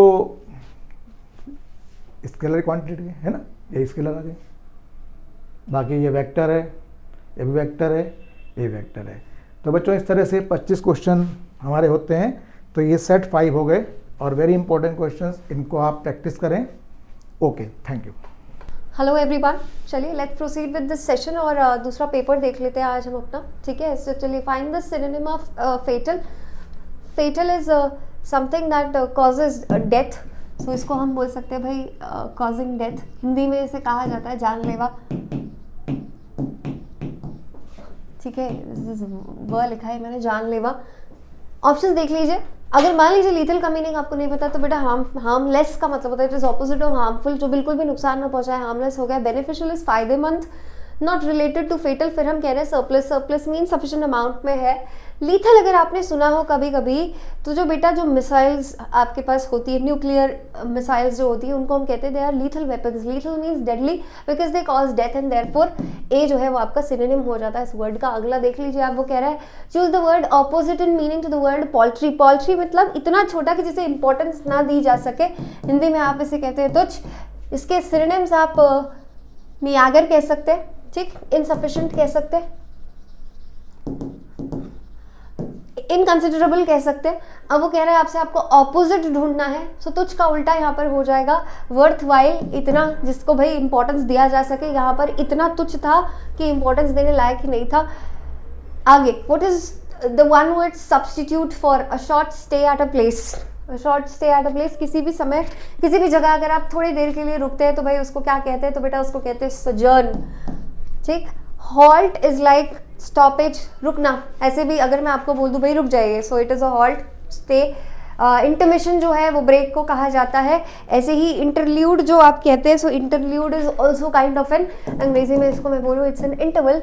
सो मैं कह रही हूँ भाई इसका वन वर्ड सब्स्टिट्यूट जो है दैट इज सजर्न। नेक्स्ट देखिएगा, that chocolate is not as sweet as this one. Okay, that chocolate is not as sweet as this one, यानी कि ये वाली ज्यादा स्वीट है, वो वाली उतनी स्वीट नहीं है। ऑप्शन देखिए, the chocolate vary in the sweetness, closest में आप जाएंगे, सेम मीनिंग कन्वे करना चाहिए। This chocolate is sweeter. अब अगर आप ए वाले ऑप्शन पे जाते हैं कि दोनों अपनी स्वीटनेस पे वैरी कर रहे हैं, डिफर कर रहे हैं, तो बेटा यहाँ से ये क्लियर नहीं हो रहा है कि कौन सी वाली ज्यादा स्वीट है, जबकि वो स्टेटमेंट में आपको क्लियरली बता रहे हैं कि ये वाली ज्यादा स्वीट है than that one. Okay, now फिर है this chocolate is sweeter to that chocolate. ना स्वीटर आपने यहाँ कंपैरेटिव डिग्री यूज करी है, उसके साथ आप टू का इस्तेमाल नहीं कर सकते, इसलिए गलत हो गया। This chocolate is not as sweet as that one. Again grammar के हिसाब से ये भी गलत है, क्योंकि जहाँ आप नेगेटिव सेंटेंसेस जब आप यूज करते हैं तो एज की इस्तेमाल नहीं की जाती है, सो एज ऐसा आप यूज करते हैं। So which means this is also wrong. This chocolate is sweeter than that one, and definitely यही आपका मीनिंग था स्टेटमेंट का। सो यही आपका डी ऑप्शन हो जाता है। चलिए, change the voice, I have bought a new car. Now when you see have bought, इसका मतलब ये क्या है बेटे, ये प्रेजेंट का परफेक्ट टेंस है, ठीक है। सो प्रेजेंट परफेक्ट टेंस का जब पैसिव बनाते हैं तो बीन यहाँ पर लग जाता है वर्ड की थर्ड फॉर्म लगने से पहले। Who bought a new car, मैंने खरीदा इसलिए मैं सब्जेक्ट हूँ। क्या खरीदा, एक नई गाड़ी खरीदी इसलिए ऑब्जेक्ट है। आप चेंज कर दीजिए फटाफट से, सेंटेंस आपका बन जाएगा अ न्यू कार। आई था इसलिए हैव लगा था, अभी कार है इसीलिए हैव नहीं लग सकता, हैज लग जाएगा। सो ये बन जाएगा new car has been, verb की थर्ड फॉर्म बॉट, किसके द्वारा बेटा, मेरे द्वारा, by me. So a new car has been bought by me. C आपको ऑप्शन मिल गया यहाँ पर। अगला सवाल देख लेते हैं, वो कह रहा है चेंज द नरेशन। स्पीच बदल लिया आपने, ये आपको डायरेक्ट स्पीच में गिवन है क्योंकि डबल इन्वर्टेड कॉमास लगी है। You did not return your book yesterday, said the librarian. So who said? The librarian said. आपको रिपोर्टिंग वर्ब दिख रही है पास्ट टेंस में, तो डेफिनेटली यहाँ जो अंदर डबल इन्वर्टेड कॉमर्स के अंदर जो टेंस है वो चेंज हो जाएगा वर्ब का। फिलहाल यहाँ पर क्या है बेटा? डिड नॉट रिटर्न, यानी कि पास्ट इंडेफिनिट टेंस है। पास्ट इंडेफिनिट चेंजेस इनटू किसमें चेंज हो जाता है बच्चे? पास्ट परफेक्ट टेंस में, तो ये पास्ट परफेक्ट टेंस में बदल जाएगा। So the librarian said that. Now you is second person pronouns जो होती है डायरेक्ट स्पीच के अंदर, वो इसके किसके? रिपोर्टिंग वर्ब के ऑब्जेक्ट के हिसाब से चेंज होती है। बड़ा ध्यान से देखेंगे तो यहाँ ऑब्जेक्ट नहीं गिवन है, और हम कहते हैं ऐसे केसेस में फिर आप उसे फर्स्ट या थर्ड पर्सन में जैसे भी आपको मीनिंग समझ में आए उसके हिसाब से आप बदली कर सकते हैं। So librarian said that he had not returned his book. Now A और B में फ़र्क जो है वो सिर्फ इतना है कि यहाँ पर B में आपको yesterday दे रहा है और A में आपको the previous day दे रहा है। आपको अच्छे से मालूम है जब इसको हम स्पीच जो है वो चेंज कर देते हैं डायरेक्ट स्पीच को, तो बेटा इनडायरेक्ट में यहाँ पर yesterday रिपीट नहीं होगा। इसका मतलब A मेरा आंसर है। Why? Because yesterday changes into the previous day. Okay, next देख लेते हैं। You have to read this passage and answer the question in context of the passage. समझ में आ रहा है कि context of the passage का मतलब होता है बच्चे, ये नहीं कि मेरे को जो ऐसा लॉजिकली मुझे सही लगे, जितना पैसेज में दिया है बस उतना ही आपने देखना है। वो कह रहा है once an ant who had come to drink at a stream fell into the water and was carried away by the swift current. एक चींटी जो एक बार एक स्ट्रीम इज अ छोटी सी जो नदी होती है उसको आप स्ट्रीम बोलते हैं, या नदी का एक पास एक तरफ अगर बह के जा रही है तो आप उसे स्ट्रीम कह सकते हैं। तो वो भी ये कह रहा है कि चींटी वहाँ पर एक बार पानी पीने आई and was carried away by the swift current, लेकिन वो उसके बहाव में बह गई। She was in great danger of drowning, वो एकदम डूबने वाली थी। A dove perched on a nearby tree saw the ant's danger and dropped a leaf into the water. जब कि एक डव जो कि पास के पेड़ में बैठा हुआ था उसने उसे देखा और उसको बचाने के लिए एक पत्ती जो है वो पानी में डाल दी। The ant climbed onto this and was carried to safety. और चींटी ने क्या किया? वो उस पत्ते के ऊपर चढ़ गई और उसने अपने आप को बचा लिया। Now sometime after this, a hunter creeping through the bushes saw the dove asleep. इसके कुछ टाइम बाद एक हंटर झाड़ियों में छुपते हुए वहां से निकला and he saw the dove asleep. उसने उस डव को सोते हुए देखा and took careful aim with his gun. और उसने, क्योंकि वो हंटर है भाई, वो हंटिंग करने के लिए गया था, तो उसने अपना टारगेट जो है वो सेट कर लिया। किसके ऊपर बेटा? डव के ऊपर। उसको हंट करने के लिए आया था। Now he was about to fire when the ant who was nearby crawled forward and bit him sharply in the ankle. और वो फायर करने ही वाला था जब वो जो चींटी थी जो कि पास में थी उसने देख लिया और उसने आगे बढ़कर उस हंटर के एंकल में काट दिया। दस the Hunter missed his aim. इससे हुआ क्या कि उसका ध्यान भटक गया और उसका एम जो था, जो टारगेट वो शूट करने वाला था, वो बिल्कुल भटक गया। And the loud noise of the gun awakened the Dove from her sleep. और इस जो गोली की जो आवाज़ चली उसकी वजह से जो डव थी वो अपनी नींद से उठ गई। She saw the danger and flew swiftly away to safety. और उसने अंदेशा लगाते हुए कि भाई किसी तरह का खतरा है वो वहाँ से उड़ गई। Thus the ant repaid the dove for having saved its life in the foaming current of the stream. और इस तरह से आंट जो चींटी थी, द एंट, उसने अपना वो कर्जा जो था वो उतार दिया। डव ने उसको भी बचाया था भाई, तो उसने वापस क्या किया? उसकी लाइफ सेव करके अपना जो कर्जा था वो चुका दिया। Now why did the ant come to the stream? चींटी क्यों आई थी पानी के पास? तो बेटा चींटी पानी के पास क्यों आई थी? To drink water. So to fall into it बिल्कुल नहीं, to look at the swift current बिल्कुल नहीं, to drink at it yes of course. Next question देखते हैं। Why did the dove drop a leaf into the water? क्यों भाई Dove ने पत्ती क्यों डाली चींटी को बचाने के लिए? So to save the ant. Next देखते हैं। वो कह रहा है भाई how is the Dove in danger? Dove danger में क्यों थी? क्योंकि शायद जो हंटर था वो उसे शूट करने वाला था। So the hunter wanted to care for it, not at all. There was a bush nearby, नहीं। It had fallen off the branch, बिल्कुल नहीं। Hunter was about to shoot at it, बिल्कुल सही। सो सी आपका response हो जाता है यहाँ पर। अगला देखते हैं हम। How did the ant repay the Dove? कैसे किया? अभी लास्ट लाइन आपने देखा, this the ant repaid for having saved it's life in the foaming current of the stream. और कैसे किया? उसके पैर में काट कर, उसको बचाकर, ठीक। सो बाय बाइटिंग द हंटर। अगला सवाल हम देख लेते हैं। वो कह रहा है भाई आई प्रेफर टी डैश कॉफ़ी। याद रखिएगा प्रेफर के साथ आप हमेशा एक फिक्स प्रेपोजिशन यहाँ पर यूज़ कर देते हैं, प्रेफर टू। तो मेरे पास आंसर जो आता है वो I prefer tea to coffee. आगे आप देखिए हु इज डैश किंग है। याद रखिएगा किसी भी पोजीशन का नाम जो है वो अगर पोजीशन के लिए इस्तेमाल किया जाए इन शब्दों का तो ये अपने से पहले आर्टिकल नहीं लेते, लेकिन अगर व्यक्ति के लिए इस्तेमाल किया जा रहा है तो डेफिनेटली ये अपने से पहले आर्टिकल लेंगे। आप कह रहे हैं who is the king here, राजा एक ही होगा बेटा, who is the king here definite article लेने वाला है। अगला देखते हैं just wait and see where happens, बिल्कुल नहीं, वेयर जो है वो रिलेटिव एडवर्ब है, हैपन्स कुछ हो रहा है, लेकिन अगर जगह के बारे में बात की गई होती कि कहाँ हो रहा है तो भी बात थी, कैसे हो रहा है तो हाउ लगा देते डेफिनेटली, पर आप कह रहे हैं देखते हैं कि क्या होना है, therefore let's see what happens. चलिए नेक्स्ट देखिए he absented from the office without applying for leave, spotting error है बेटा। अगर आपको मालूम है एब्सेंटेड एक ऐसी क्रिया है जो रिफ्लेक्सिवली यूज होती है, यानी कि ही एब्सेंटेड किसको, अपने आप खुद एब्सेंट हुआ ना बेटा, सो ये एब्सेंटेड हिमसेल्फ। हम कहते हैं कि अगर कार्य जो है वो ट्रांसफर वैसे तो ऑब्जेक्ट के ऊपर होता है, इसीलिए अक्सर क्रियाओं के बाद एक ऑब्जेक्ट लिखी होती है, लेकिन कई बार ऐसा होता है कि एक्शन जो है वो ऑब्जेक्ट के ऊपर ना होने के बजाय सब्जेक्ट के ऊपर वापस रिफ्लेक्ट होकर आता है, और ऐसे केसेस में आप उन जो क्रिया है उसको रिफ्लेक्सिव प्रोनाउन लगाकर कंप्लीट कर सकते हैं। चलिए नाउ नेक्स्ट देखते हैं, इसीलिए एरर यहाँ पर पार्ट ए में हो रही है। Next question, our social science teacher told dash to study the map of the world for a test. ना जब आपने डायरेक्ट इनडायरेक्ट स्पीच पढ़ा, आपने ये पढ़ा कि भाई अगर सेट के बाद टू लगा के कोई ऑब्जेक्ट लगाई है तो इनडायरेक्ट स्पीच में इसको चेंज करते समय सेट टू की जगह टोल्ड हो जाता है और फिर आप वो ऑब्जेक्ट लगा सकते हैं। कारण क्योंकि हम कह रहे हैं टोल्ड जो है it is a transitive verb, इसको हमेशा ऑब्जेक्ट की रिक्वायरमेंट होती है। ठीक, अगर ऑब्जेक्ट की रिक्वायरमेंट है तो आप इस सेंटेंस में अगर ध्यान से देखें टोल्ड के बाद कोई ऑब्जेक्ट नहीं लिखे कि भाई बताया तो किसको बताया, कहे तो आप ऐसे भी सकते हैं, जरूरी नहीं हमेशा किसी व्यक्ति से ही कहे, अदरवाइज भी आप ऐसे ही कह सकते हैं। तो यहाँ वहाँ ऑब्जेक्ट की जरूरत हमेशा नहीं होती, लेकिन यहाँ पर आपको टोल्ड के साथ आवश्यक है, इसीलिए ए में आपकी एरर हो गई। नेक्स्ट देखिएगा वो बोल रहे हैं find the correctly spelled word. Humour हास्य व्यंग इसको बोलते हैं ना, हास्य अगर की बात करी जा रही है तो करेक्टली स्पेल्ड यहाँ पर इस ह्यूमरस की जो स्पेलिंग होती है HUMOROUS, C is my answer. Next is commission. ऐसे वर्ड जरूर याद कीजिएगा आप जहाँ पर अल्फाबेट जो है वो अल्फाबेट कह रहे हैं हम, लेटर जो है वो रिपीट हो रहा। सो commission is one such word. Spelling of commission is COMMISSIONA हो जाता है इसका आंसर। अक्सर यहाँ बच्चे कंफ्यूज हो जाते हैं कि भाई कहाँ उसको डबल लगाना है कि नहीं लगाना है, इसलिए ऐसे वर्ड्स अक्सर पूछे जाते हैं। चलिए अगला देखिएगा, वो कह रहा है Give the plural of the word basis. Basis का plural is bases, BASES. Next देखते हैं इसे to break the ice. Break the ice का मतलब होता है बेटा चुप्पी तोड़ दी आपने। यार चुप्पी कैसे तोड़ी, मान लीजिए सब लोग बैठे थे, कोई भी कुछ बात नहीं कर रहा था और अचानक से आपने क्या किया, आपने उस साइलेंस को ब्रेक कर दिया, आपने तुरंत वहाँ पर कुछ बात कह डाली। So you broke the ice, you started a conversation. So break the ice means start a conversation. And look at the last question, वो कह रहा है give the noun of the given verb. ये क्रिया है, इसका आपको noun form बताना है, ठीक है बेटा।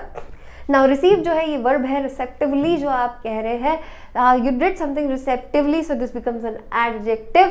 ना करेक्ट वर्ब जो है रिसीव करना बेटा, रिसीव किसी से कुछ चीज़ ले लेना, आप ऐसा कह रहे हैं।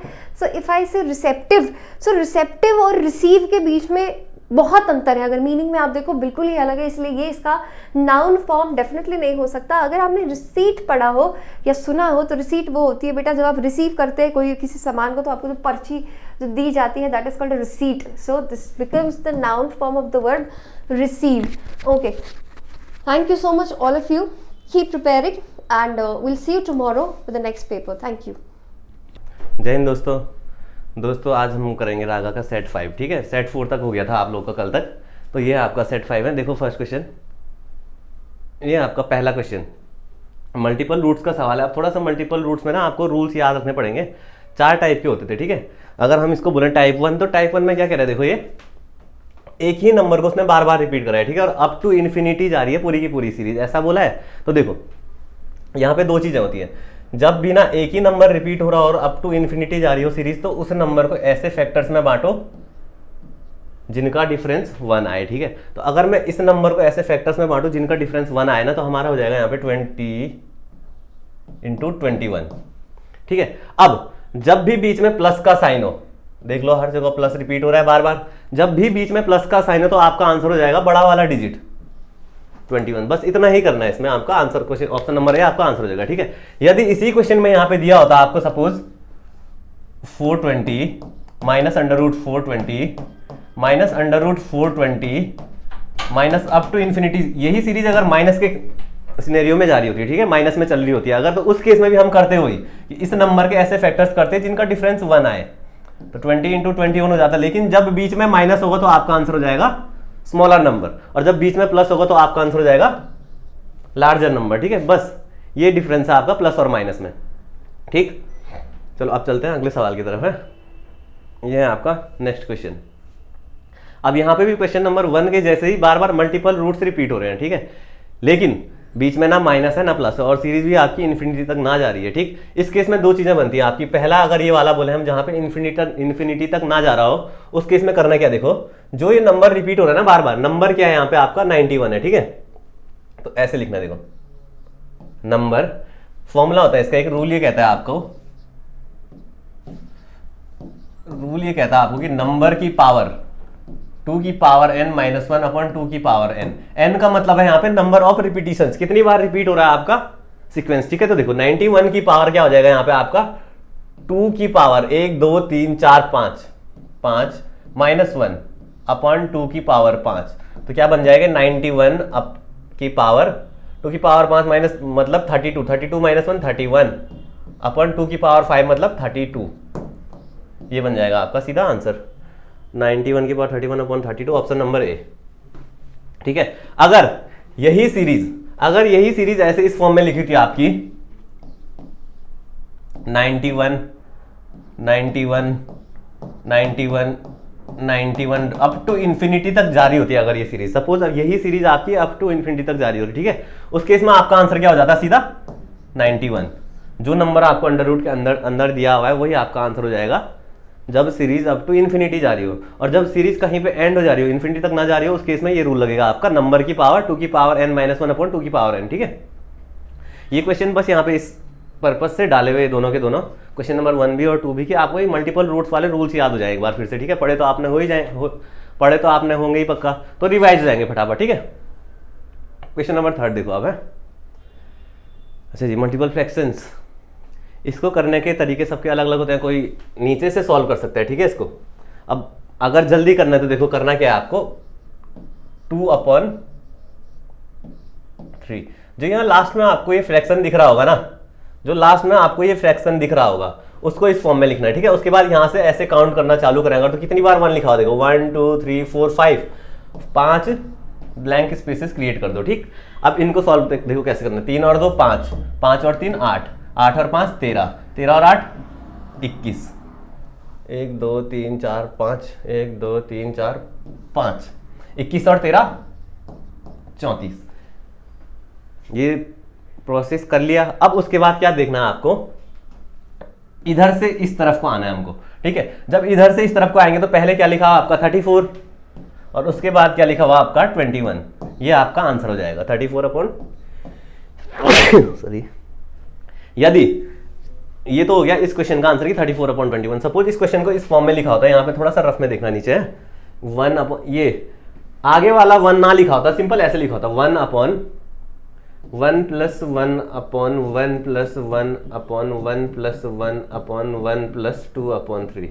सपोज ये इस फॉर्म में लिखा था, इधर आगे जो यहाँ 1 लिखा हुआ था वो ना होता, फिर हम पता क्या करते वही जो अभी भी पहले करा हमने, देखो बस 2 अपॉन 3 लिखा हमने पहले, उसके बाद 1 2 3 4, इस बार 4 बार एक आ रहा है ना, 4 ब्लैंक स्पेसेस क्रिएट करें, उसके बाद एडिशन करते रहना इनका। देखो 3 और 2 5, 5 और 3 8, 8 और 5 13, 13 और 8 21। ठीक है, अब जब आगे यहाँ पे कुछ ना हो, देख लो वहां 1 था, यहाँ आगे कुछ नहीं है इस बार, जब आगे कुछ ना हो तो हमारा आंसर इधर से जाएगा लेफ्ट टू राइट, और जब हमारा आगे कुछ लिखा हो तो आंसर हमारा राइट टू लेफ्ट जाएगा। ठीक है, तो इस केस में हमारा आंसर जाता है 13 अपॉन 21। ठीक है,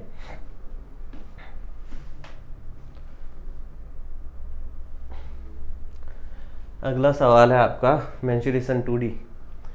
rectangular room can be partitioned into 2 equal square rooms. ठीक है, एक रेक्टेंगुलर रूम है, ठीक है,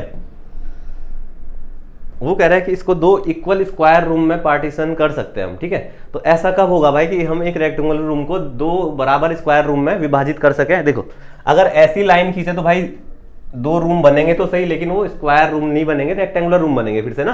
तो ऐसा तभी हो सकता है जब हम पार्टीशन इस तरीके से खींचे, ठीक है। बांट दिया हमने एक बड़े रेक्टेंगुलर रूम को 2 छोटे स्क्वायर रूम्स में। आगे क्या कह रहे हैं देखो अब, by a partition 7 metre long. इसका मतलब जो ये पार्टीशन खींचा ना हमने, इसकी लंबाई कितनी है 7 मीटर, ठीक है। अब अगर इस पार्टीशन की लंबाई 7 मीटर और इस पार्टीशन की वजह से दोनों के दोनों रूम जो है स्क्वायर रूम बन रहे हैं, इसका मतलब क्या है भाई, सब जगह 7 मीटर ही होगा इसका डायमेंशन रूम का।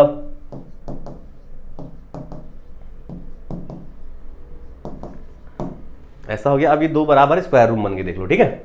अब हमसे पूछा गया है what is the area of rectangular room in square metres.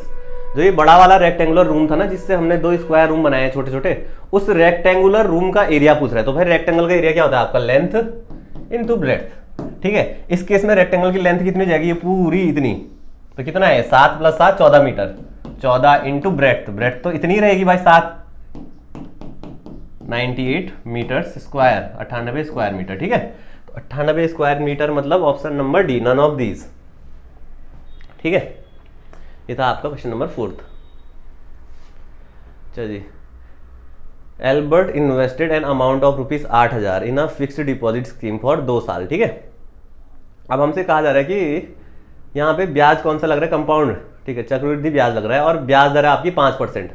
अच्छा, तो हमसे कहा जा रहा है कि 2 साल बाद जब ये स्कीम मैच्योर हो जाएगी ना, ये स्कीम जब पूरी हो जाएगी तो 2 साल बाद एल्बर्ट को कितने पैसे वापस मिलेंगे। भाई एल्बर्ट को कितने पैसे वापस मिलेंगे, अल्बर्ट को उसके 8,000 रुपये तो वापस मिलेंगे ही मिलेंगे, 2 साल का चक्रवृद्धि ब्याज भी मिलेगा उसको वापस ना, 2 साल का कंपाउंड इंटरेस्ट, ठीक है। तो पहले 2 साल का कंपाउंड इंटरेस्ट अगर हम निकाल के देखो होगा क्या, प्रिंसिपल कितना था आपका 8,000 रुपये था, ब्याज दर कितनी थी 5%, ठीक है। अगर बोले हम पहले साल का ब्याज I1 तो कितना होगा वो 8,000 का 5% भाई 400 रुपये, ठीक है। अगर हम बोले I2 दूसरे साल कितने रुपए ब्याज लगा, तो देखो कंपाउंड इंटरेस्ट में होता क्या है, ब्याज के ऊपर ब्याज लगता है ना।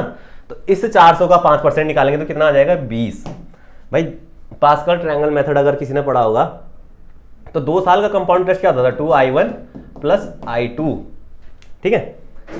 ये हो जाएगा आपका 2I1 मतलब 400 × 2 800 + I2 मतलब 20, 820। तो ये आया आपका 2 साल का कंपाउंड इंटरेस्ट। तो अल्बर्ट को कितने पैसे मिलेंगे भाई 2 साल बाद, अमाउंट इज इक्वल टू क्या होता है हमारा प्रिंसिपल प्लस इंटरेस्ट। तो अमाउंट इज इक्वल टू क्या हो जाएगा, प्रिंसिपल था आपका 8,000 रुपए प्लस इंटरेस्ट है आपका 820 रुपए। कितने रुपए मिले अल्बर्ट को भाई 8,820 रुपए। ये हो जाएगा आपका आंसर। यार जो भी आपको यहाँ पे शॉर्टकट्स कराए जा रहे हैं, सिंपल इंटरेस्ट कंपाउंड इंटरेस्ट के क्वेश्चन हो गए, प्रॉफिट लॉस के क्वेश्चन हो गए, परसेंटेज के क्वेश्चन हो गए, एवरेज के क्वेश्चन हो गए, रेशियो प्रोपोर्शन के क्वेश्चन हो गए, या फिर ये quadratic equation, linear equation, multiple root simplification के ना, तो ये आपको पहले क्लासरूम कोर्स में कराए जा चुके हैं, ठीक है। फिर भी अगर आप लोग नए हैं या इस प्लेटफॉर्म पे पहली बार यहाँ पे देख रहे हैं इन चीज़ों को, शॉर्टकट्स को, तो आप एक बार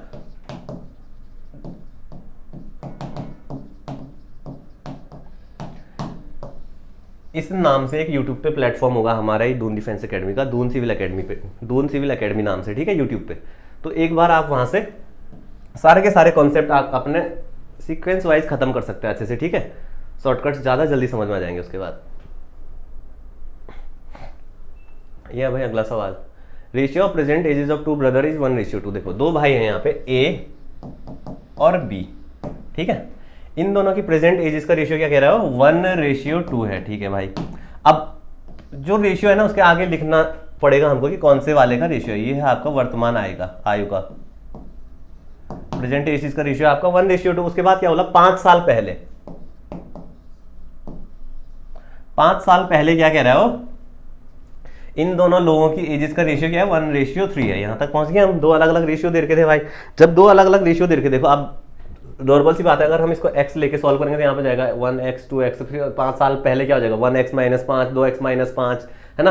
तो 1x - 5 / 2x - 5 बराबर 1/3 हो जाएगा, ठीक है। वहां से फिर x के लिए सॉल्व करो, x की जब वैल्यू आएगी उसको यहाँ पुट करो। भाई कंपटीशन में इतना लंबा मेथड आप फॉलो नहीं कर सकते। इसका एक शॉर्टकट था बढ़िया सा, देखो कैसे, जो ये दोनों अलग अलग रेशियो दे रखे हैं ना, इन दोनों के बीच में डिफरेंस सेम बनाओ, ठीक है। तो डिफरेंस सेम कैसे बनाएंगे, देखो हम अगर मैं यहाँ 2 मल्टीप्लाई कर दूँ तो यहाँ पे हो जाएगा 2 और यहाँ पे हो जाएगा अपना आप ही 4, क्योंकि रेशियो के अगर फर्स्ट टर्म में आप कुछ मल्टीप्लाई कर रहे हैं तो उसके सेकंड टर्म में भी करना पड़ेगा भाई, ठीक है। अब देखो 1 और 1 2, 3 और 1 4 हो गया, डिफरेंस सेम। कितने का डिफरेंस है आपका? 1 का ना, तो 1x इज इक्वल टू क्या, 1 का डिफरेंस था, उसके आगे मैंने 1 लगा दिया, ठीक, x लगा दिया, तो x बराबर क्या, देखो अभी और अभी से 5 साल पहले में कितना सालों का अंतर है भाई, 5 का ना, तो x बराबर 5 लिख दो सीधा यहाँ पे। तो x की वैल्यू क्या आ गई आपकी? 5 आ गई x की वैल्यू। यही x की वैल्यू तो हम वहां निकालते थे x लेके, बस यहाँ पे थोड़ा जल्दी आ गई, ठीक है। अब जो रेशियो हमने चेंज ना किया होगा, देखो ऊपर वाला रेशियो तो हमने चेंज कर दिया ना 1 और 2 मल्टीप्लाई करके, लेकिन नीचे वाला रेशियो हमने अभी भी चेंज नहीं किया है, तो उसमें x की वैल्यू रखे तो देखो यहाँ पे कितना आ जाएगा, 5 1 जा 5, 5 3 जा 15, ठीक है। लेकिन ये एज कौन सी है? 5 साल पहले वाली है, हमको निकालनी है 5 साल बाद, वर्तमान समय से 5 साल बाद। तो देखो अभी से अगर 5 साल पहले एज है दो लोगों की, 5 और 15, तो अभी 5 साल पहले से अगर अभी पे आऊंगा तो क्या आ जाएगा, यहाँ भी 5 ऐड होगा, यहाँ भी, तो यहाँ पे जाएगा 10 और यहाँ पे 20। अब आगे हम प्रेजेंट टाइम में, ठीक है, वर्तमान समय में आगे। अब हमको तो ये पूछा था कि अभी से 5 साल बाद, तो अभी से 5 साल बाद यहाँ पे क्या आ जाएगा, 15 आ जाएगा और यहाँ पे 25 हो जाएगा ना, तो ये हो जाएगा दोनों लोगों की एजेस का नया रेशियो क्या आ जाएगा, 15:25 मतलब 3:5। ऑप्शन नंबर सी आपका आंसर हो जाएगा है।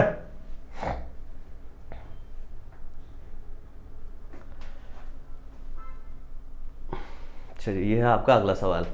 एक टायर है 1000 रिवॉल्यूशन या 1000 चक्कर लगाता है, वो कितनी दूरी तय करने में? 88 किलोमीटर की दूरी तय करने में। तो हमसे पूछा जा रहा है उस टायर का रेडियस निकालो, अर्धव्यास निकालो। देखो जैसे एक टायर है ना, अगर इसका रेडियस मैं r बोलूं तो पहले हमको ये निकालना पड़ेगा ना कि यार ये टायर एक चक्कर जब घूमेगा पूरा का पूरा तो कितनी दूरी तय करेगा। देखो अगर हम बोलते हैं इस टायर का जो बॉटम पोर्शन है अभी जमीन को यहाँ पे टच कर रहा है, ठीक है, जब ये एक पूरा का पूरा चक्कर लगाएगा ना ऐसे करके वापिस यहाँ पे पहुंच जाएगा, तो कितनी दूरी तय करी होगी उस टायर ने, पता है? यहां से देखो ये वाली पूरी ये दूरी है क्या भाई, इस गोले की परिधि तो है, सरकमफ्रेंस। तो इसका मतलब एक चक्कर जब एक टायर पूरा का पूरा लगा रहा तो कितनी दूरी तय कर रहा है आपने? सरकमफ्रेंस के बराबर, मतलब 2πr के बराबर, ठीक है। तो भाई 1000 चक्करों में कितनी दूरी लगा तय कर लेगा वो टायर? 1000 इंटू 2πr, इतनी दूरी तय कर लेगा भाई, ठीक है। और 1000 चक्कर लगा के कितनी दूरी तय करी है उस टायर ने? यहां देखो 88 किलोमीटर, ठीक है। अब हमसे पूछा गया है कि इस टायर का रेडियस निकालो और आंसर आपको दे रखे हैं देखो मीटर में। तो पहले ही जो ये किलोमीटर है इसको मीटर में बदल दो। यहाँ पे क्या हो जाएगा देखो 1000 इंटू 2πr बराबर 88 किलोमीटर को अगर मैं मीटर में बदलूंगा तो 88,000 मीटर आ जाएगा, ठीक है। अब ये 1000 से यहाँ 1000 कट जाएगा, 2πr बराबर क्या हो जाएगा आपका 88। तो भाई r बराबर क्या हो जाएगा 88/2 इंटू 22/7 ऊपर चला जाएगा ना, 22 दूनी 44 इंटू 2 88। तो रेडियस बराबर कितना आ जाएगा आपका 14 metres. Option number C correct answer हो जाएगा है।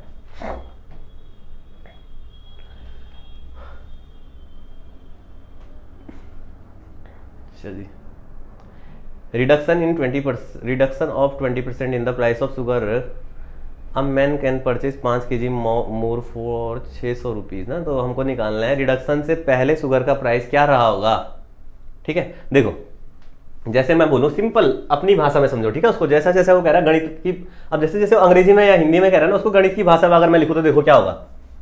अगर मैं यहां लिखूं प्राइस, वो कह रहा है दाम में 20% की गिरावट आई है ना। तो देखो अगर मैं बोलूं दाम पहले कुछ रहा होगा तो गिरावट आने के बाद में कुछ और हो गया होगा ना। जैसे मैं बोलूं पहले दाम मेरा 10 रुपए था प्रति केजी किसी सामान का दाम, ऐसे इमेजिन कर रहे हैं हम, ठीक है, कि प्रति केजी किसी सामान का दाम पहले 10 रुपए था, अगर तो बाद में 20% की गिरावट आई है दाम में, अगर तो बाद में दाम कितना हो गया होगा 8 रुपए हो गया होगा, ठीक है। अच्छा जी अब मैं बोलूं अगर मेरे पास 80 रुपए थे तो भाई अगर मैं बोलूं क्वांटिटी, तो भाई पहले मैं 80 रुपए में कितने किलो ले पा रहा हूँ? खाली 8 किलो, और बाद में मैं 80 रुपए में कितने किलो ले पा रहा हूँ? अब 10 किलो सॉरी, क्योंकि दाम बाद में 8 रुपए हो गया था ना। लो यहाँ पे रुपए लिख दे, अगर तो क्वांटिटी पहले 8 किलो आ रही होगी बाद में 10 किलो आ रही होगी, यहाँ तक समझ गए होंगे अगर आप, तो बार बार आपको ये चीज नहीं लिखनी है, ये मैं इसलिए समझा रहा हूँ आपको। देखो होता क्या है ना, जो आपका ये प्राइस का रेशियो आएगा, देखो क्या रेशियो आया यहाँ पे 5:4 आया, जस्ट उसका हमेशा इनवर्स होगा आपका क्या क्वांटिटीज का रेशियो। तो यहाँ पे क्या जाएगा आपका 4:5, 8 और 10 लिखा हुआ था ना देखो यहाँ पे, तो 8 और 10 का रेशियो क्या आ जाएगा 4:5, हमेशा यही बनेगा, ठीक है। जो आपका प्राइस का रेशियो होगा उसका जस्ट इनवर्स हो जाता है अपना आप ही आपका क्वांटिटी का रेशियो। यहां तक अगर पहुंच गए तो अब आगे देखो, एक आदमी को कह रहा है कि 5 किलो ज्यादा शुगर ले पा रहे हैं आप। भाई वो ज्यादा क्यों ले पा रहे हैं? क्योंकि जब दाम घटेगा तो नॉर्मल सी बात है हम ज्यादा सामान खरीद पाएंगे, है कि नहीं है? तो देखो असली में वो कितना ज्यादा ले पा रहे हैं, 5 kg। नकली में हमारी इमेजिनेशन के हिसाब से देखेगा तो कितना ज्यादा ले पा रहे हो, देखो 1 kg खाली। असली वाली अपॉन नकली वाली हो गया गुणा काम वाली। आपको निकालना क्या है? अगर मुझे निकालना है कि पहले मैं कितना सामान ले पा रहा था, तो यहाँ पे 4 रख दो। पहले 4 किलो ले पा रहा था ना, तो यहाँ पे 4 रखेंगे तो देखो 20, ठीक है। बाद में कितना ले पा रहा था, देखो असली में डिफरेंस है 5 का, नकली में डिफरेंस है 1 का। असली में देखो 5 किलो ज्यादा ले पा रहा, नकली में 1 किलो ज्यादा। अगर मैं बोलूं बाद में कितना ले पा रहा था, यहाँ पे 5 रख दो, बाद में ले पा रहा हो 25 kg, यहाँ पे आ गया आपका 20 kg। यहां तक अगर पहुंच गए होंगे तो अब हमसे पूछा क्या जा रहा है, देखो प्राइस ऑफ शुगर पर KG before reduction of price. Price घटने से पहले वो 20 किलो सामान ले पा रहा था ना भाई 600 रुपए का, तो 20 किलो ले पा रहा, अगर 600 रुपए का तो 30 रुपए किलो हो जाएगा सामान, ठीक है। प्राइस घटने के बाद वो 25 किलो ले पा रहा, तो प्राइस घटने के बाद दाम कितना हो गया होगा, देखो 600 अपॉन 25 करेंगे तो कितना आ जाएगा 24। इस क्वेश्चन के हिसाब से आपका आंसर ऑप्शन नंबर बी हो जाएगा। अगर आपको बोला होता प्राइस घटने के बाद दाम बताओ तो 24 रुपए किलो हो जाएगा। फिर यह आपका अगला सवाल, सिंपल सिंप्लीफिकेशन का सवाल है। यहाँ पे 45% ऑफ x प्लस 30% ऑफ 90 बराबर 30% ऑफ 210 ना। तो देखो इसको पूरा का पूरा लिखना नहीं है, ठीक है। कोशिश करा करो कि मैं यहीं इसको खत्म कर दूं। देखो कैसे, जो ये नंबर लिखा हुआ ना यहाँ पे देखो 30% ऑफ 90 का भाई 30% निकालना। देखो 90 का 10% कितना हो जाएगा हमारा 9, 90 का 10% 9 हो जाएगा, तो 90 का 30% कितना हो जाएगा आपका 27 हो जाएगा, plus sorry is equal to 30% of 210 ना। 210 का 10% देखो कितना हो जाएगा 21, तो 30% कितना हो जाएगा भाई 63, ऐसा ही होगा। और यहां क्या लिखा हुआ था देखो 45% ऑफ x प्लस, ऐसी था। ये 27 उधर जाएगा तो क्या हो जाएगा, देखो 45 अपॉन 100 ऑफ x बराबर 63 में से 27 गया तो 13 में गया 6, 4 में 5 में 2 गया 3, 36 ऐसा हो जाएगा। x इज इक्वल टू क्या हो जाएगा 36 इंटू 100 अपॉन 45, 9 5 जा 9 4 जा 5 20 जा, इसको x इज इक्वल टू कितना आ जाएगा आपका 80।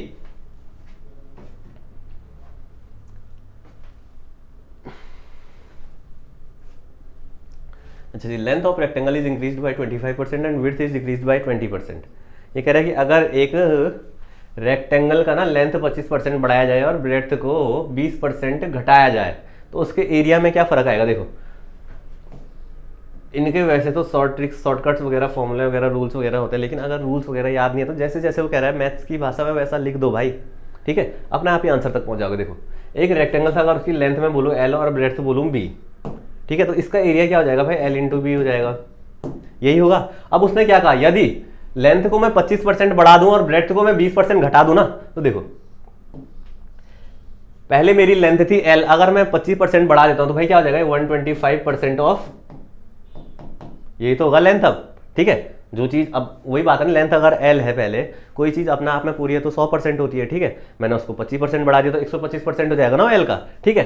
दूसरा केस ब्रेड्थ तो जो था, ब्रेड्थ को हमने क्या कराया यहाँ पे 20% घटाया है। ब्रेड्थ पहले B था अगर, तो भाई B का मतलब क्या है यहाँ पे, B अपने आप में पूरा है तो 100% है भाई, उसको मैं 20% घटाऊंगा अगर तो क्या हो जाएगा 80% ऑफ B हो जाएगा ना, 80 अपॉन 100 ऑफ B। अब लेंथ हो गई आपकी 125 अपॉन 100 L और ब्रेड्थ हो गई आपकी 80 अपॉन 100 B, ठीक है। तो अब एरिया क्या हो जाएगा भाई, देखो 125 लेंथ इंटू ब्रेड्थ ही होगा अभी, तो क्या हो जाएगा 125 अपॉन 100 L इंटू 80 अपॉन 100 ये होगा। अब देखो 4 5 25 4 जा 100, 25 5 जा 125, ठीक है। इसको काटो अगर तो देखो 24 जा 80, 25 जा 100, ये 4 से ये 4 कट जाएगा, ये 5 से ये 5 कट जाएगा, क्या बचा आपका L इंटू बी ही बचा अभी भी। तो क्या फर्क आया भाई हमारे एरिया में, कोई भी फर्क नहीं आया। पहले भी हमारा एरिया L इंटू बी था, अभी भी एरिया हमारा L इंटू बी है ना। तो आंसर क्या हो जाएगा आपका option number C, remains same, कोई बदलाव नहीं होगा, ठीक है। यह आपका अगला सवाल, ग्रोथ डेथ इंक्रीज, अच्छा जी एनालॉजी का क्वेश्चन है। अब एनालॉजी के लिए मैं आपको ना, जैसे हमने कल परसों और उससे पहले के सेट्स भी करे, तो कभी कभार एनालॉजी में थोड़ा सा गौर करना है। जैसे यहाँ पे लिखा हुआ ग्रोथ और डेथ ना, और इधर इंक्रीज लिखा हुआ, तो एनालॉजी में ये ही जरूरी नहीं है कि इन दोनों के बीच में रिलेशन दिया हुआ है और आपको इन दोनों के बीच में निकालना है, ऐसा कोई हार्ड एंड फास्ट रूल नहीं है, ठीक है। यहाँ पे कभी कभार क्या हो जाता है, इन दोनों के बीच में रिलेशन दिया होगा और आपको इन दोनों के बीच में निकालना होगा, ठीक है।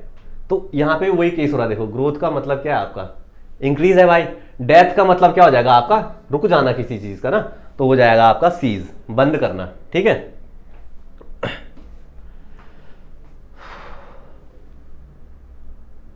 ये आपका अगला सवाल 4, 10, 82, 244, 730।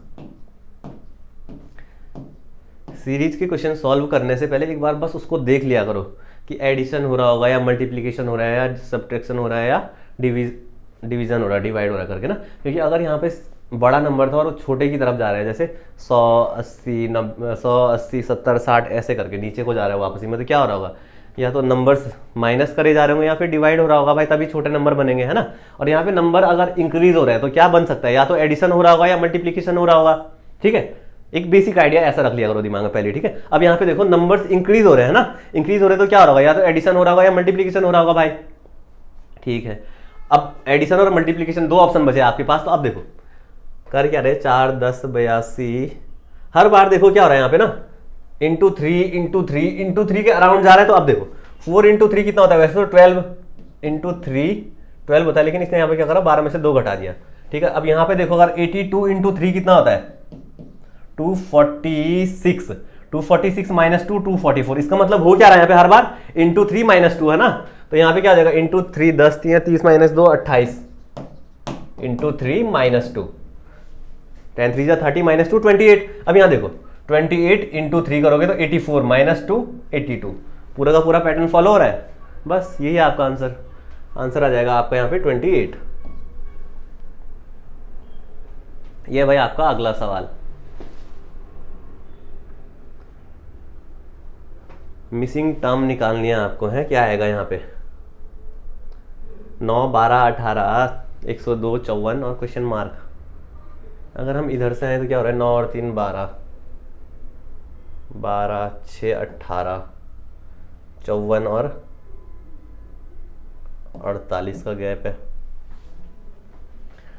3 2 6, 6 से 2 अगर मैं यहाँ पे लिखूँ 12, 12 2 24, 24 2 48। देखो पूरी की पूरी अपने आप ही सीरीज बन गई। 3 2 6, 6 2 12, 12 2 24, 24 2 48। तो अब देखो 9 और 3 12, 12 और 6 18, 18 और 12 यहाँ पे क्या आ जाएगा अपने आप ही आपका 30।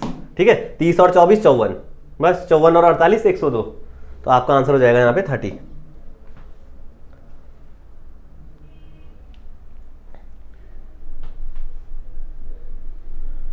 ऑड वर्ड चूज करना है यहाँ पे कि सबसे विषम शब्द कौन सा होगा, सबसे डिफरेंट वर्ड कौन सा है। ठीक है, तो देखो मलेरिया, प्लेग, डेंगू और टिटनस। अगर हम इन तीनों को देखें ना, पहले वाले तीनों को, मलेरिया, प्लेग और डेंगू को, तीनों के तीनों हमारे भाई इंसेक्ट से होने वाली डिजीजेज है ना।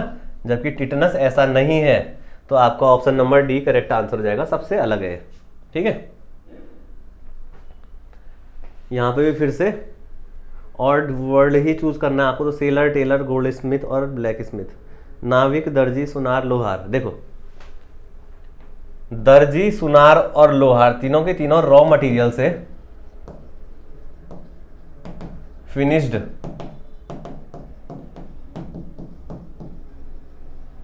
कहीं ना कहीं, ये तीनों के तीनों दर्जी, सुनार और लोहार कच्चे माल से भाई हमारा फिनिश्ड प्रोडक्ट तैयार करते हैं, नहीं करते हैं। ठीक है, जबकि सेलर ऐसा नहीं करता है। सेलर तो भाई पानी में तैर रहा है, वो थोड़ी पानी से कुछ बना रहा है कि नहीं है।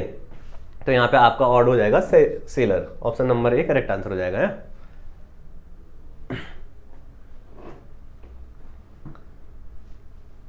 Find the number of digits in the smallest number which is made up of 1 and 0 and 0 only and is divisible by 225। अच्छा, ये कह रहा है 1 और 0, इन दो अंकों से बनने वाली सबसे छोटी संख्या ज्ञात करो जो 225 से एग्जैक्टली डिवाइड हो जाए।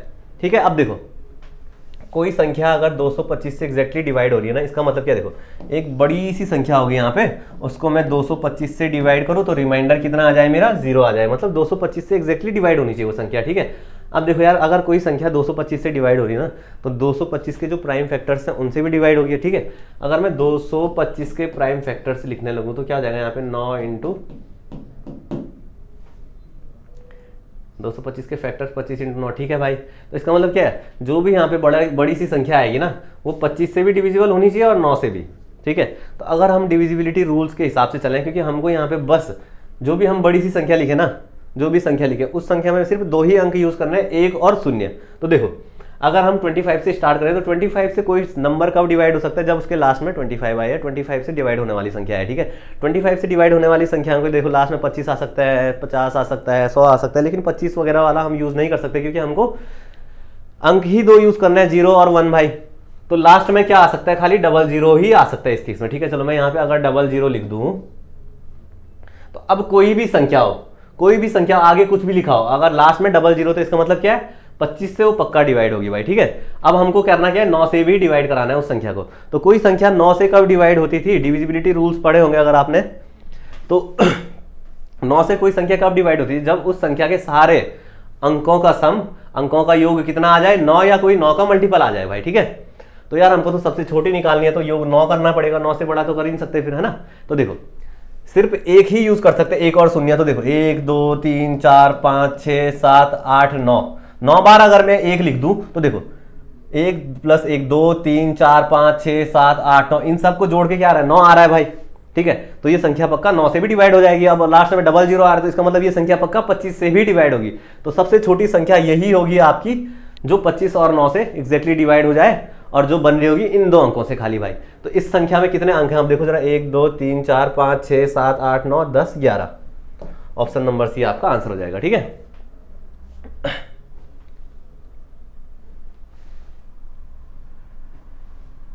ये है आपका वेन डायग्राम का क्वेश्चन। यहाँ पे कह रहा है सिंगर, बॉयज और डांसर में कौन सा वेन डायग्राम सबसे ज्यादा अप्रोप्रिएट होगा। तो देखो यार कुछ सिंगर्स बॉयज भी हो सकते हैं और कुछ बॉयज डांसर भी हो सकते हैं। अगर उल्टे में देखें हम तो कुछ डांसर्स बॉयज भी हो सकते हैं और सिंगर भी हो सकते हैं। मतलब यहाँ पे ये है कि कोई भी कुछ भी हो सकता है, कोई भी कुछ भी हो सकता है। मतलब ये वाला तो बिल्कुल ही गलत हो गया, फिर यहाँ पे तो कोई रिलेशन ही नहीं है एक दूसरे के बीच में, है ना। क्योंकि भाई कुछ सिंगर बॉयज भी हो सकते हैं और कुछ सिंगर डांसर भी हो सकते हैं, ठीक है। तो देखो ये भी उस हिसाब से फिर गलत हो गया, ठीक है। ये भी गलत हो गया क्योंकि ये वाले सर्कल अगर मैं बोलूं इसको सिंगर और इसको बोलूं मैं बॉयज और इसको डांसर, तो यार कुछ सिंगर डांसर भी तो हो सकते हैं, बिल्कुल हो सकते हैं। तो इसका मतलब ऑप्शन नंबर सी आपका एकदम सही बैठेगा यहाँ पे, ठीक है।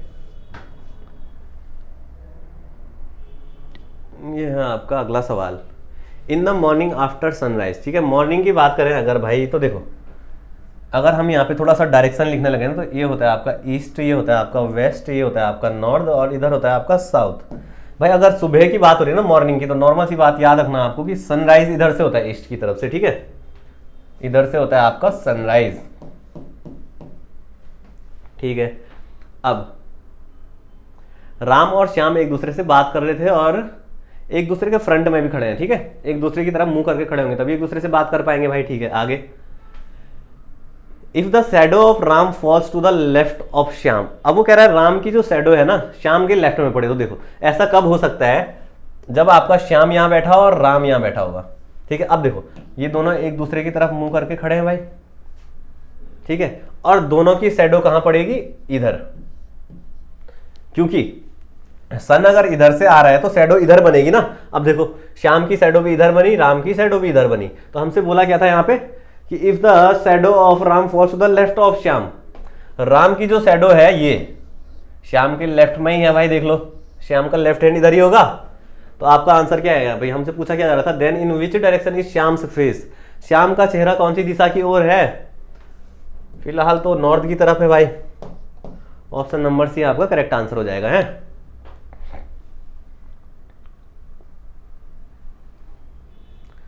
ब्लड रिलेशन का सवाल है, पॉइंटिंग टू अ फोटोग्राफ। यार देखो ब्लड रिलेशन का सवाल अगर नॉर्मल ऐसा है कि A and B are brothers, B and C are sisters, ऐसे करके है ना, तो वो बिल्कुल आसान हो जाता है, ठीक है। लेकिन अगर ये पॉइंटिंग वाला सवाल आ जाए तो इसको आधे लोग कंफ्यूज हो जाता है, ठीक है। तो देखो अप्रोच कैसी होनी चाहिए आपको आपकी, कि जो आदमी पॉइंटिंग या जो आदमी कह रहा है, जो आदमी यहाँ पे बात कर रहा है ना, बात कौन कर रहा है यहाँ पे देख लो, वुमेन, एक वुमेन बात कर रही है, तो उस इंसान को बेस लेके सवाल को सॉल्व करना है, ठीक है हमको। तो देखो अगर इस वुमेन की बात करें तो यहाँ पे अगर हम लिख दें ऐसे कि ये वुमेन है, ये कह रही है कुछ, ठीक है। क्या कह रही है अभी देखते हैं आगे। वुमेन है इसलिए हमने जेंडर के रूप में वहाँ पे माइनस लगा दिया, अगर मेल होता तो हम प्लस लगा देते हैं अपनी कन्वीनियंस के लिए खाली, बस ये बाद में कन्फ्यूजन ना हो। अब देखो इस वुमेन ने कहा कि एक फोटो है वहाँ पे ना, जिसकी वो फोटो है ही is the only son of the daughter of my mother in law. My mother in law कहा उस वुमेन ने, देखो तो उस वुमेन की मदर इन लॉ कौन होगी भाई, उस वुमेन के हस्बैंड की मदर, तभी तो सास होगी वो, ये हो गई आपकी मदर इन लॉ या उस वुमेन की मदर इन लॉ, ठीक है। अब उसने बोला क्या था, देखो he is the only son of daughter of my mother in law's only son. अच्छा, उस वुमेन की मदर इन लॉ का ओनली सन कौन होगा, उसी का हस्बैंड होगा भाई फिर, ठीक है। तो इसकी डॉटर, यहां पे इसकी कोई डॉटर को देखो, he is the only son of daughter of my mother in law's only son, ठीक है। मदर इन लॉ का ओनली सन अगर ये उसकी डॉटर ये हो जाएगी, उसका बेटा है कि वो आदमी, ही इज द सन ऑफ बोला था ना, ये यहां पे आ जाएगा। इस आदमी की बात हो रही है, इस आदमी की फोटो है, आप देखो, ठीक है। और हमसे पूछा क्या है, देखो how is the man related to the woman, जो ये वो फोटो में जो ये मैन है ना, ये इस आदमी से, इस औरत से कैसे संबंधित है, तो भाई इस औरत की बेटी का बेटा है वो, तो क्या हो जाएगा यहाँ पे ग्रैंड सन, या फिर वो औरत उस आदमी की क्या लगी भाई, नानी लगी। यहाँ पे अगला सवाल, मिरर इमेज। अब अगर हम मिरर इमेज की बात करें, ये वाला हो नहीं सकता भाई, क्यों, क्योंकि सी का फेस अगर उधर को है तो यहाँ पे इधर को होना चाहिए था ना इमेज में, तो ये वाला होगा नहीं, ये वाला भी नहीं होगा क्योंकि यहाँ देखो बी का फेस उधर को है, यहाँ भी उधर को, ये भी गलत हो गया फिर उस हिसाब से। ये वाला भी नहीं होगा क्योंकि भाई ए उल्टा थोड़ी हो जाएगा, खाली फेस इधर से उधर होगा ना, यहाँ तो उल्टा कर दिया उसने, तो अपना आप ही आपका आंसर ये हो जाएगा। अब इसको देख लो, अगर सी का फेस इधर को ऐसा ही है, बी का फेस इधर को ऐसा ही है, और ए बिल्कुल एज इट इज ही रहना चाहिए, क्योंकि ए को इधर से देखो या उधर को उधर से देखो, दोनों जगह से एक ही जैसे दिखेगा ना, तो ऑप्शन नंबर सी आपका करेक्ट आंसर हो जाएगा, ठीक है।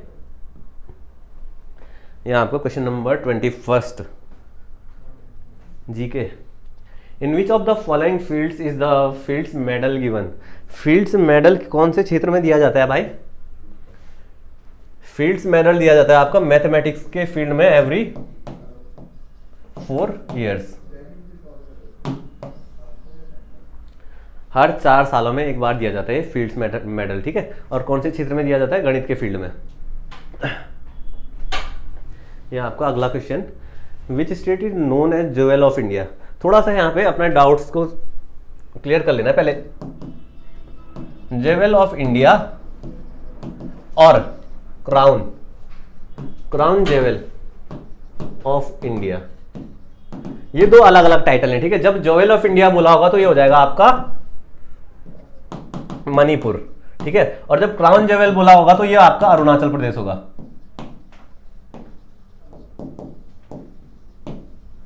ठीक है। तो इस केस में आपको बोला गया था यहाँ पे ज्वेल ऑफ इंडिया कौन से स्टेट को कहते हैं, तो आपका मणिपुर हो जाएगा। अगर यहीं पे आपको पूछा होता क्राउन ज्वेल ऑफ इंडिया कौन सा स्टेट होता है या कौन से स्टेट को कहते हैं, तो आपका अरुणाचल प्रदेश सही आंसर हो जाता है उस केस में, ठीक है।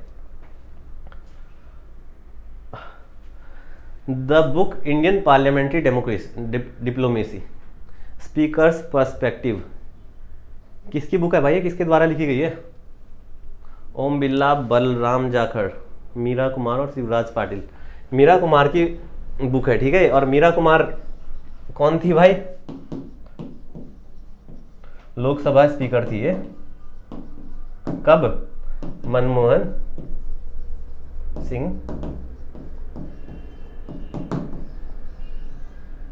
सिंह गवर्नमेंट के टाइम पे, जो सेकेंड टेन्योर था ना मनमोहन सिंह का, उस टाइम पे ये लोकसभा स्पीकर थी मीरा कुमार। उनकी बुक का नाम है Indian parliamentary diplomacy speakers perspective, ठीक है। ये आपका अगला सवाल, अवनी लखेड़ा। अवनी लखेड़ा का नाम तो आप सभी को पता हो गया, ओलंपिक्स अभी कुछ टाइम पहले ही खत्म हुए हैं। कौन है, पैरा एथलीट है एक इंडिया की, है ना। कौन से स्पोर्ट से रिलेटेड है भाई, शूटिंग, राइफल शूटिंग, ये रहेगा आपका option number C correct answer इस केस में है। Question number 25, which of the following is an example of rabi crop. भाई साहब राबी क्रॉप कौन सी क्रॉप को बोलते हैं, विंटर। अब अगर यहाँ पे विंटर क्रॉप लिख ही दिया है तो अब तो आप आंसर एकदम बता सकते हो भाई, कौन सा होगा यहाँ पे आंसर, ऑप्शन नंबर ए ही आपका आंसर हो जाएगा। सर्दियों के टाइम पे गेहूं की खेती की जाती है ना। Question number 26, concept of single citizenship. एकल नागरिकता का कॉन्सेप्ट जो था कहाँ से लिया गया है, यूनाइटेड किंगडम, मतलब यूके, यहाँ पे ऑप्शन में नहीं है, इंग्लैंड, यूके के संविधान से लिया गया था, ठीक है। Who is the current chief of Indian Coast Guards? Indian Coast Guard के करंट चीफ कौन है भाई? Virendra Singh Pathania, VS Pathania short form में लिखा है यहाँ पे, वीरेंद्र सिंह पठानिया, ठीक है।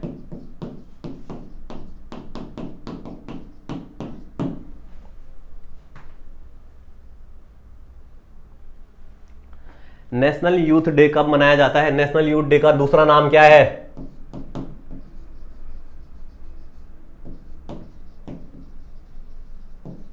विवेकानंद जयंती या स्वामी विवेकानंद जयंती भी बोलते हैं नेशनल यूथ डे को, ठीक है। तो नेशनल यूथ डे लिखा हुआ है या स्वामी विवेकानंद जयंती, दोनों का मतलब एक ही है, कंफ्यूज मत हो जाना। 12 जनवरी को मनाया जाता है, ठीक।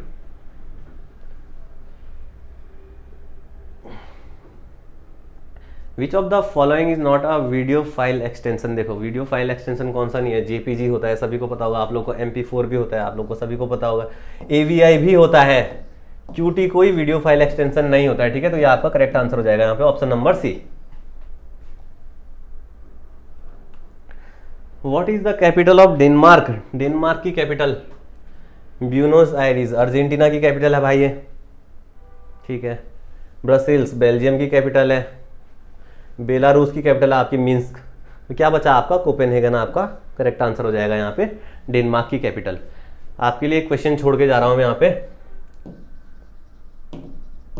Currency of Denmark.